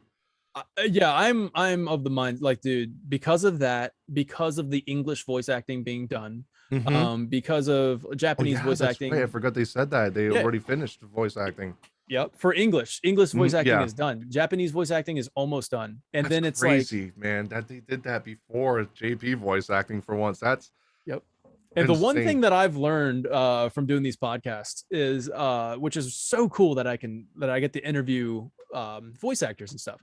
Most of the time when I say, like, I was like, oh, like, when did you get out of the studio or something like that to do when was the last? It's usually 6 months prior to release. So if they just finished in June or May, whatever they said, that means, man, like January doesn't sound that far off, like sound that bad. No, it doesn't, because was it Tifa's voice actor, that the JP voice actor that ended up posting something about being finished? I think it was her, where she ended up saying, oh, I did my last what was it, the green screen thing. They're like, oh, we recorded the last thing and we're done. That was literally like 6 months before the game actually came out. That was like November of the year before, and then it came out in April. So it's usually around that time, man. Like, and it's just like, so that doesn't blow my mind if they say January. But the reason why I'm hesitant on saying that we see 16 stuff this week or next month is that I'm just like, I mean, I feel like I'm of the mindset it comes out the next month. So if they wait until the Game Awards, I feel like they go Game Awards, big reveal, and then drop it, pre-order now, comes out February, March, April, around there. That's what I'm expecting. What would be crazy is if they do announce it because I think there was a leaked thing either from IGN or GameSpot saying that Final Fantasy 16 was on the schedule on the Square Enix show for TGS. Oh, I did not see that. Yeah, I saw it yesterday. I can see if I can pull it back up while we answer chat's questions. But, if that's the case, then I would say teaser next week to say tune into the TGS show for full gameplay reveal. Yeah. That would be if I agree, if they show it, then that means it's coming out very, very soon. Like very soon. And I just like that kind of blows my mind. I almost want to say no to like this year at all. Like, so if they're gonna reveal it next week or next month at TGS, I still say it's January release. They're gonna get out of the way of Endwalker. They're not. I found it. I can post it in chat after. It says Square Enix has confirmed that it'll be hosting a dedicated Tokyo Game Show segment that will offer the latest news about upcoming titles along with pre-announced information. It's going to be a 6 a.m. EST, 50 minutes long, including Marvel's Guardians of the Galaxy, Final Fantasy 14 Endwalker expansion that's due out in November, and several mobile games such as Final Fantasy First Soldier and Hitman Shadow, the Hitman sniper game. And then then it says Final Fantasy 16 is likely one of the biggest games from the company that I could provide more information on, as very little of the game has been announced. So I think they're just speculating besides because of interviews that he's done recently and all that it's going to be there. That's going to be like their big. Oh, before we go, Oh my god! please look forward to this, and maybe a release date at least. That would be cool. But I want to go. I'm gonna go ahead in my prediction. I'm gonna just drop my prediction, and I'm gonna say, I say that we don't get 16. Like, I don't think we're going to get 16 this week or next. Thinking about it, I think they're saving it for Game Awards or the Square Enix Presents Winter Showcase, whatever because they're doing it every season. But I think they're getting out of the way for Endwalker. That's their big thing. They're not going to. Yoshi P doesn't want to release their game. Why would you do that? Yeah, on top of each other. Like you don't want to promote two different games at the same time. You kind of want to just focus on one, get the sales on that one, and then start talking about the other one, get the sales for that one after. You don't want to too close to, Yeah, that would be weird, right? October is when we're getting 14 expansion, right? Yeah. And then if they ended up releasing or announcing the game right at the same time, that would be so weird. Right. Hey, play 14, but like, hey, guess what else is coming out? 16. But guess what else? No, I'm of the mind that we're looking at it early 2022, and then for Final Fantasy 7 Remake Part 2 to answer Vincent Graymore's question. They finally come back to answering that question. I believe Part 2 also. I'm with Legions on this one. 2023. That is also a March or April to kind of fall in line with how Part 1. Yeah, because they have been releasing games in they like that. They like that. Yeah. Yeah, they like that time frame. Okay, let's see. Okay, no, we've already won. What kind of new music tracks what new music tracks are we looking forward to in Part 2? Oh, the Cold Saucer, the Rufus theme. At number 1, that is gonna be on repeat when that game comes out on my playlist every freaking day. I'm gonna wake up and play that. I'm gonna say, Siri, play. That's it. That's my alarm clock. I'm ready to start the day. It's gonna be my alarm when I wake up in the morning. I'm ready to start the day now. That's it. Dude, for me, 100% the Cosmo Canyon. Oh my god, I can't believe I keep forgetting about that. Yeah, Cosmo Canyon. Oh my god, it's gonna be so good. Man, it's like I sit there and I just play it to my wife. I'm like, Laura, listen, I'm talking to my wife. Listen. Oh, and then the remixed theme of it playing when you see Seto turn to stone. The sadder version of it. Oh man, that's gonna be section of the game is going to be so good. So good. I'm trying to think. Did the buggy have its own theme? Oh, that would be great if they gave the buggy its own theme though. It never had its own theme. No. If they gave it like a buggy theme, like when you got in it, that would be sick. Yeah. They got to. Yeah, for sure. Sid's theme is actually one of my favorites in all of Final Fantasy. His theme is probably my favorite character theme. Sid from Final Fantasy 7. Yes, yeah, for sure, man. God, so there's so many great. I'm really looking forward to all the new tracks, but I think Cosmo Canyon for me, and then Rufus, Rufus Parade, 100%, dude. Oh man. Oh, you know what? The theme that plays on the boat when you see Red 13 going like this. Oh, yeah, that theme too.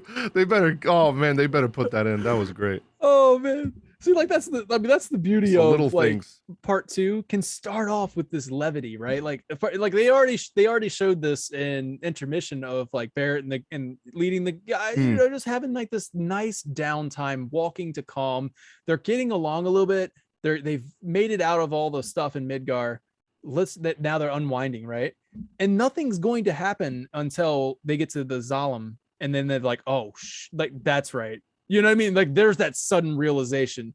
Like, I mean, from that, but you got that realization, then you get out of there, and then maybe you can go to Junon, and then like you have that funny moment of like Red 13 in a freaking sailor outfit, Barrett in the big sailor barely fitting in it.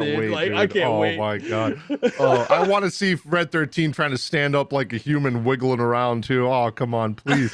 And you also get more of the banter between Red and Barrett that we got a little tease of. And so at the end of it, part 1. I know I'm a Tifa simp, but Tifa in a Shinra uniform too.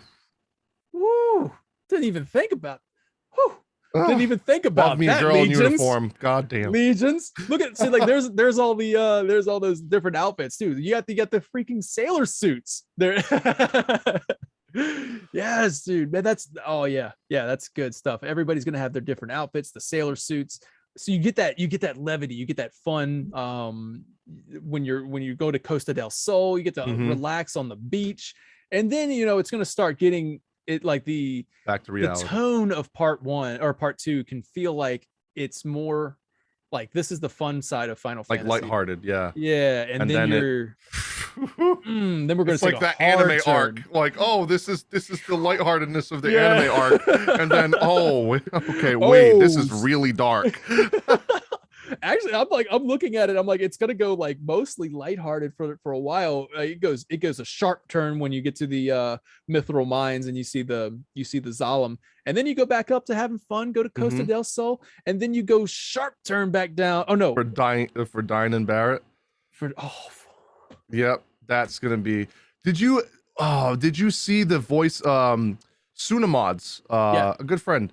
He's doing a voice acting mod. I don't know if you've seen Echo S. Yes, he has like aspiring voice actors doing. They already recorded the scene of Dyne and Barrett, and they did an amazing job. So like good. Just being able to see it with like John Eric Bentley, and I don't know who's gonna be voicing Dyne, but that scene is gonna be so powerful. I cannot wait to see that. My God.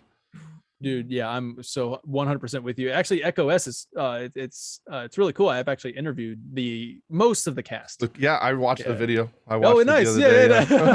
After Sunamods was talking to him the other day, and he was like, he was on Final Fantasy. I was like, well, I got to go see this podcast. I went to go watch it the other day. Oh, awesome! That's what I'm talking about, man. Thank you. You're welcome. I got to interview them. The really, really talented people too.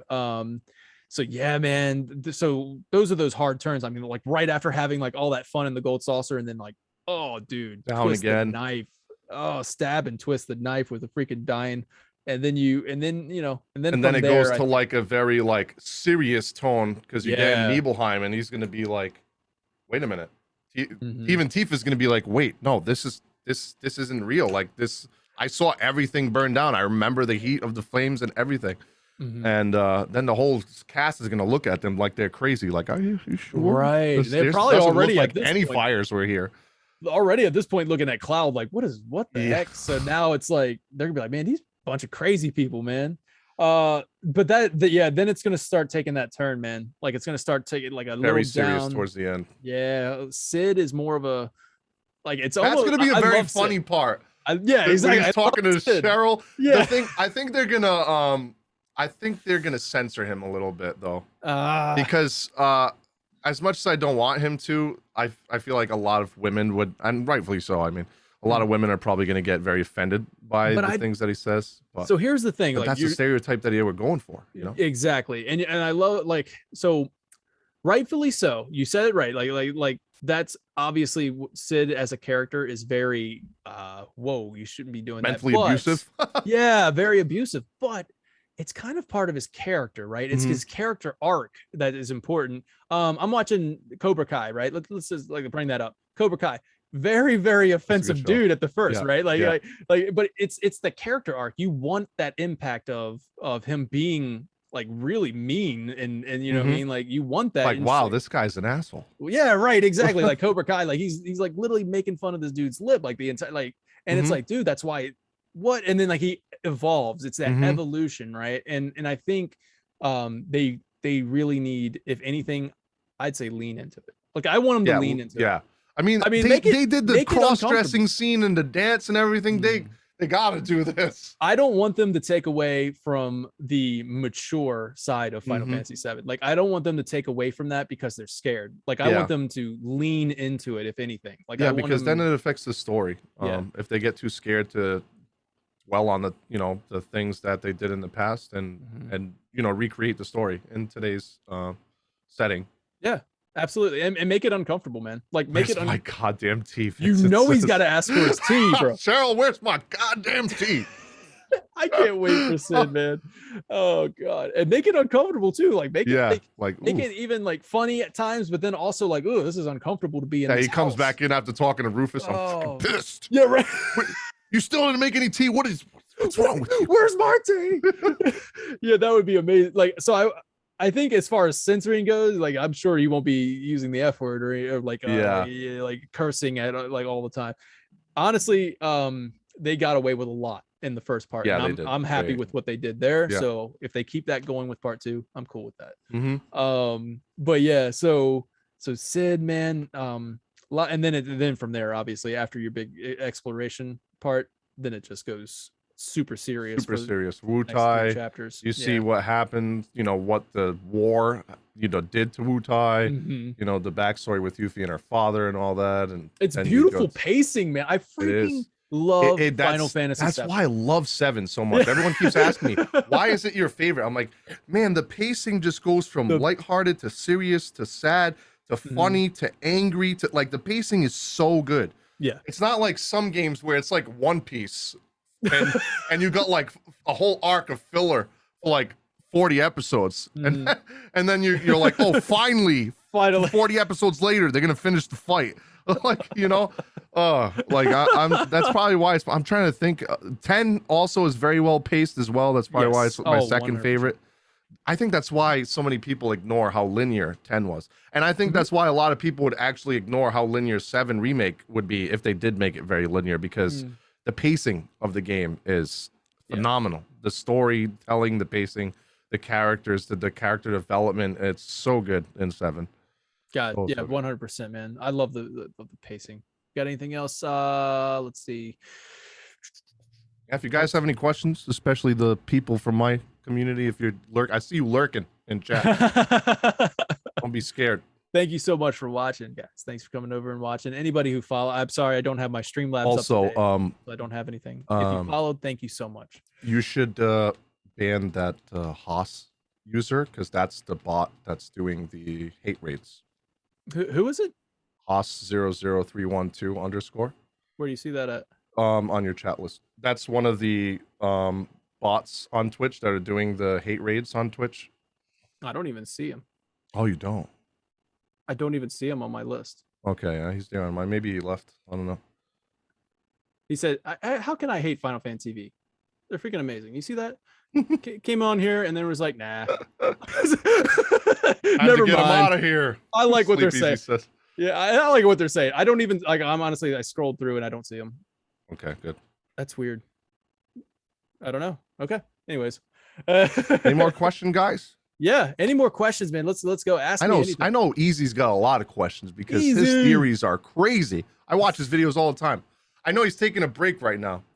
I saw him post that he was taking a break because he has some IRL stuff, you know, more important. Oh yeah, yeah. I'm looking forward to when your videos come back. Me too, dude.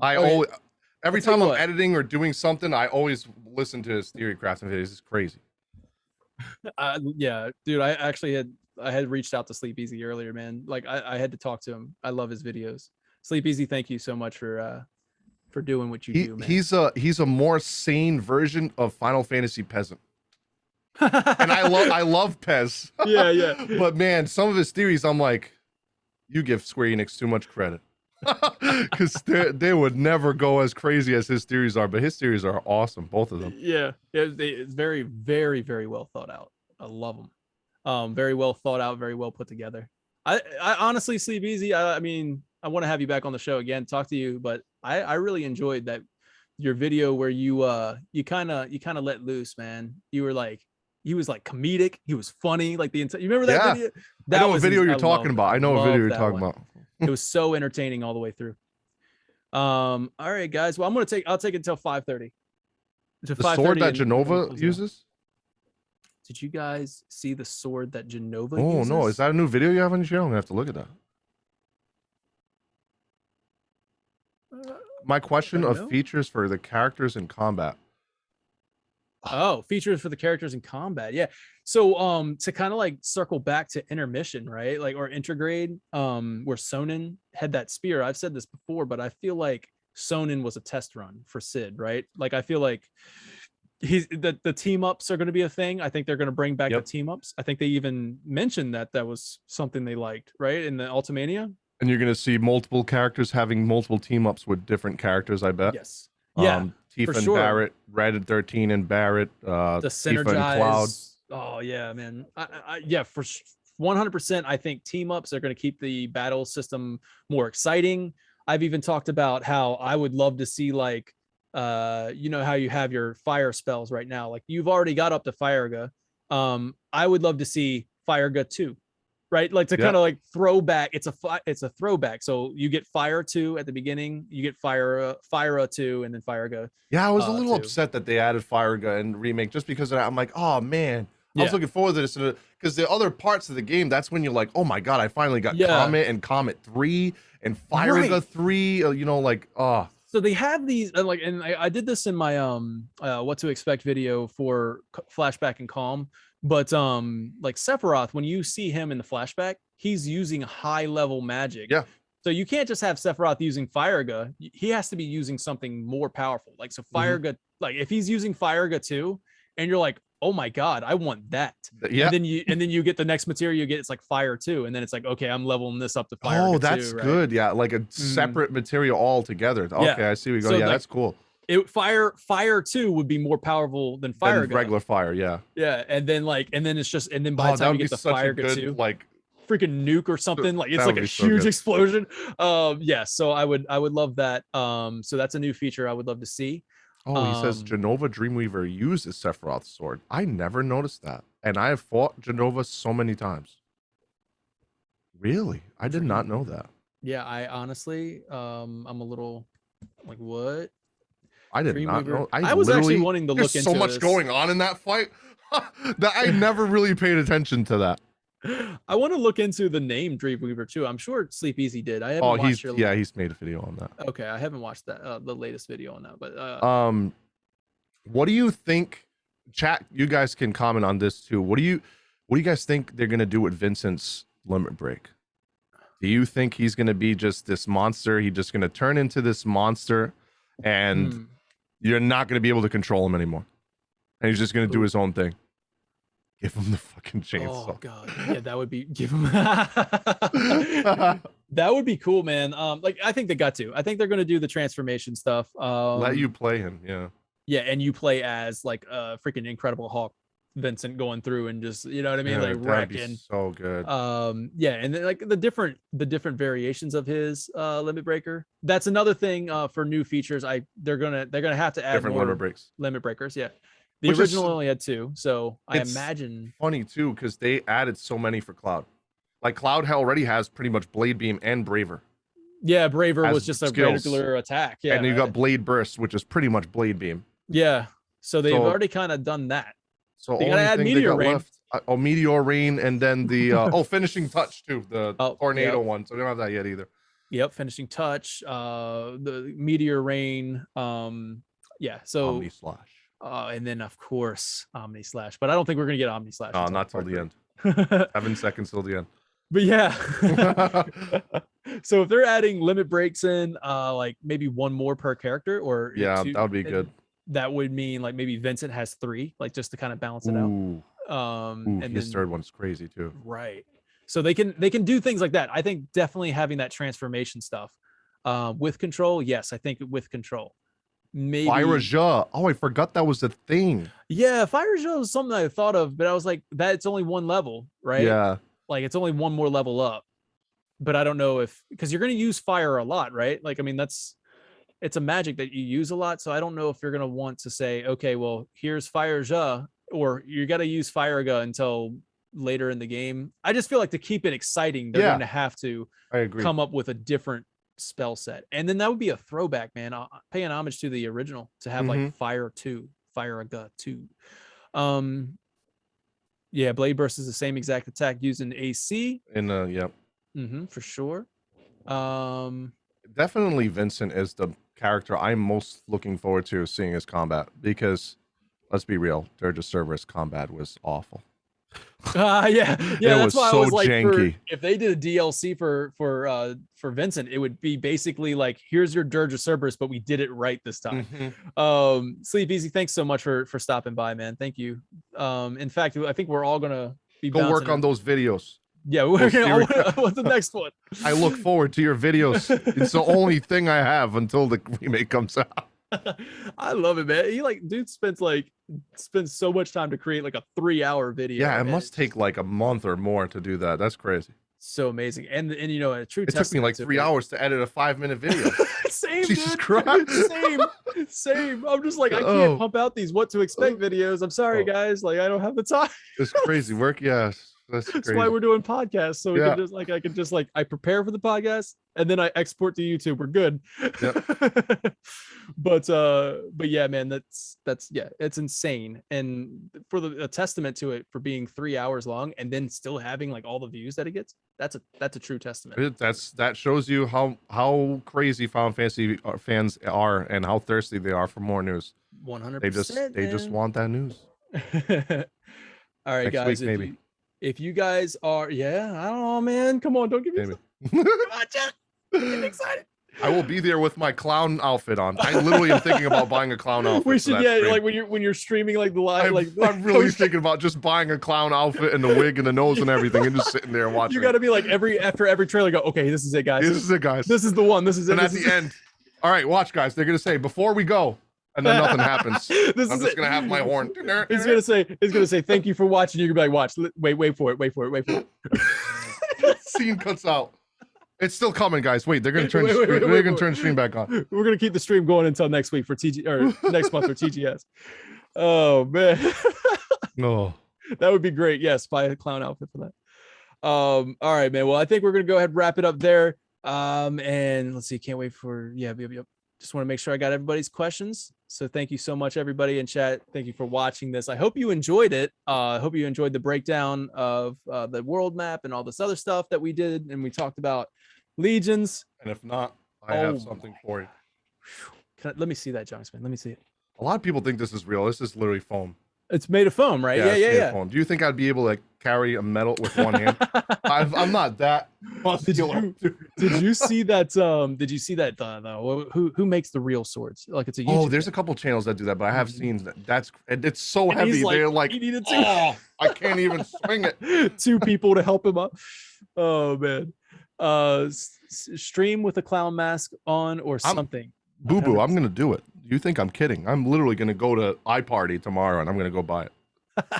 Yes. That's gonna be great. Oh man. All right, dude. I love the freaking Buster Sword. I actually made one for Halloween one year and it was pretty crappy, but it's okay. I love it. You gotta bring it back out next time. I know. We can have a fight. Yeah, yes at the next con, at the next Zach, I'll be whenever Cloud. we can. Yeah. Wait, man, come on. Okay, you be Cloud. I'll be Zach. I like Zach better anyway. I like Zach better anyway. All right, that's what's up. I'll dye it blonde. But anyway, Legions, this has been a blast, man. Thank you so much for being on the show. Thank you for having me. Yeah, man. Thank you. Thank you. All right, guys, and everyone watching, take care, and I'll see you next week. All right.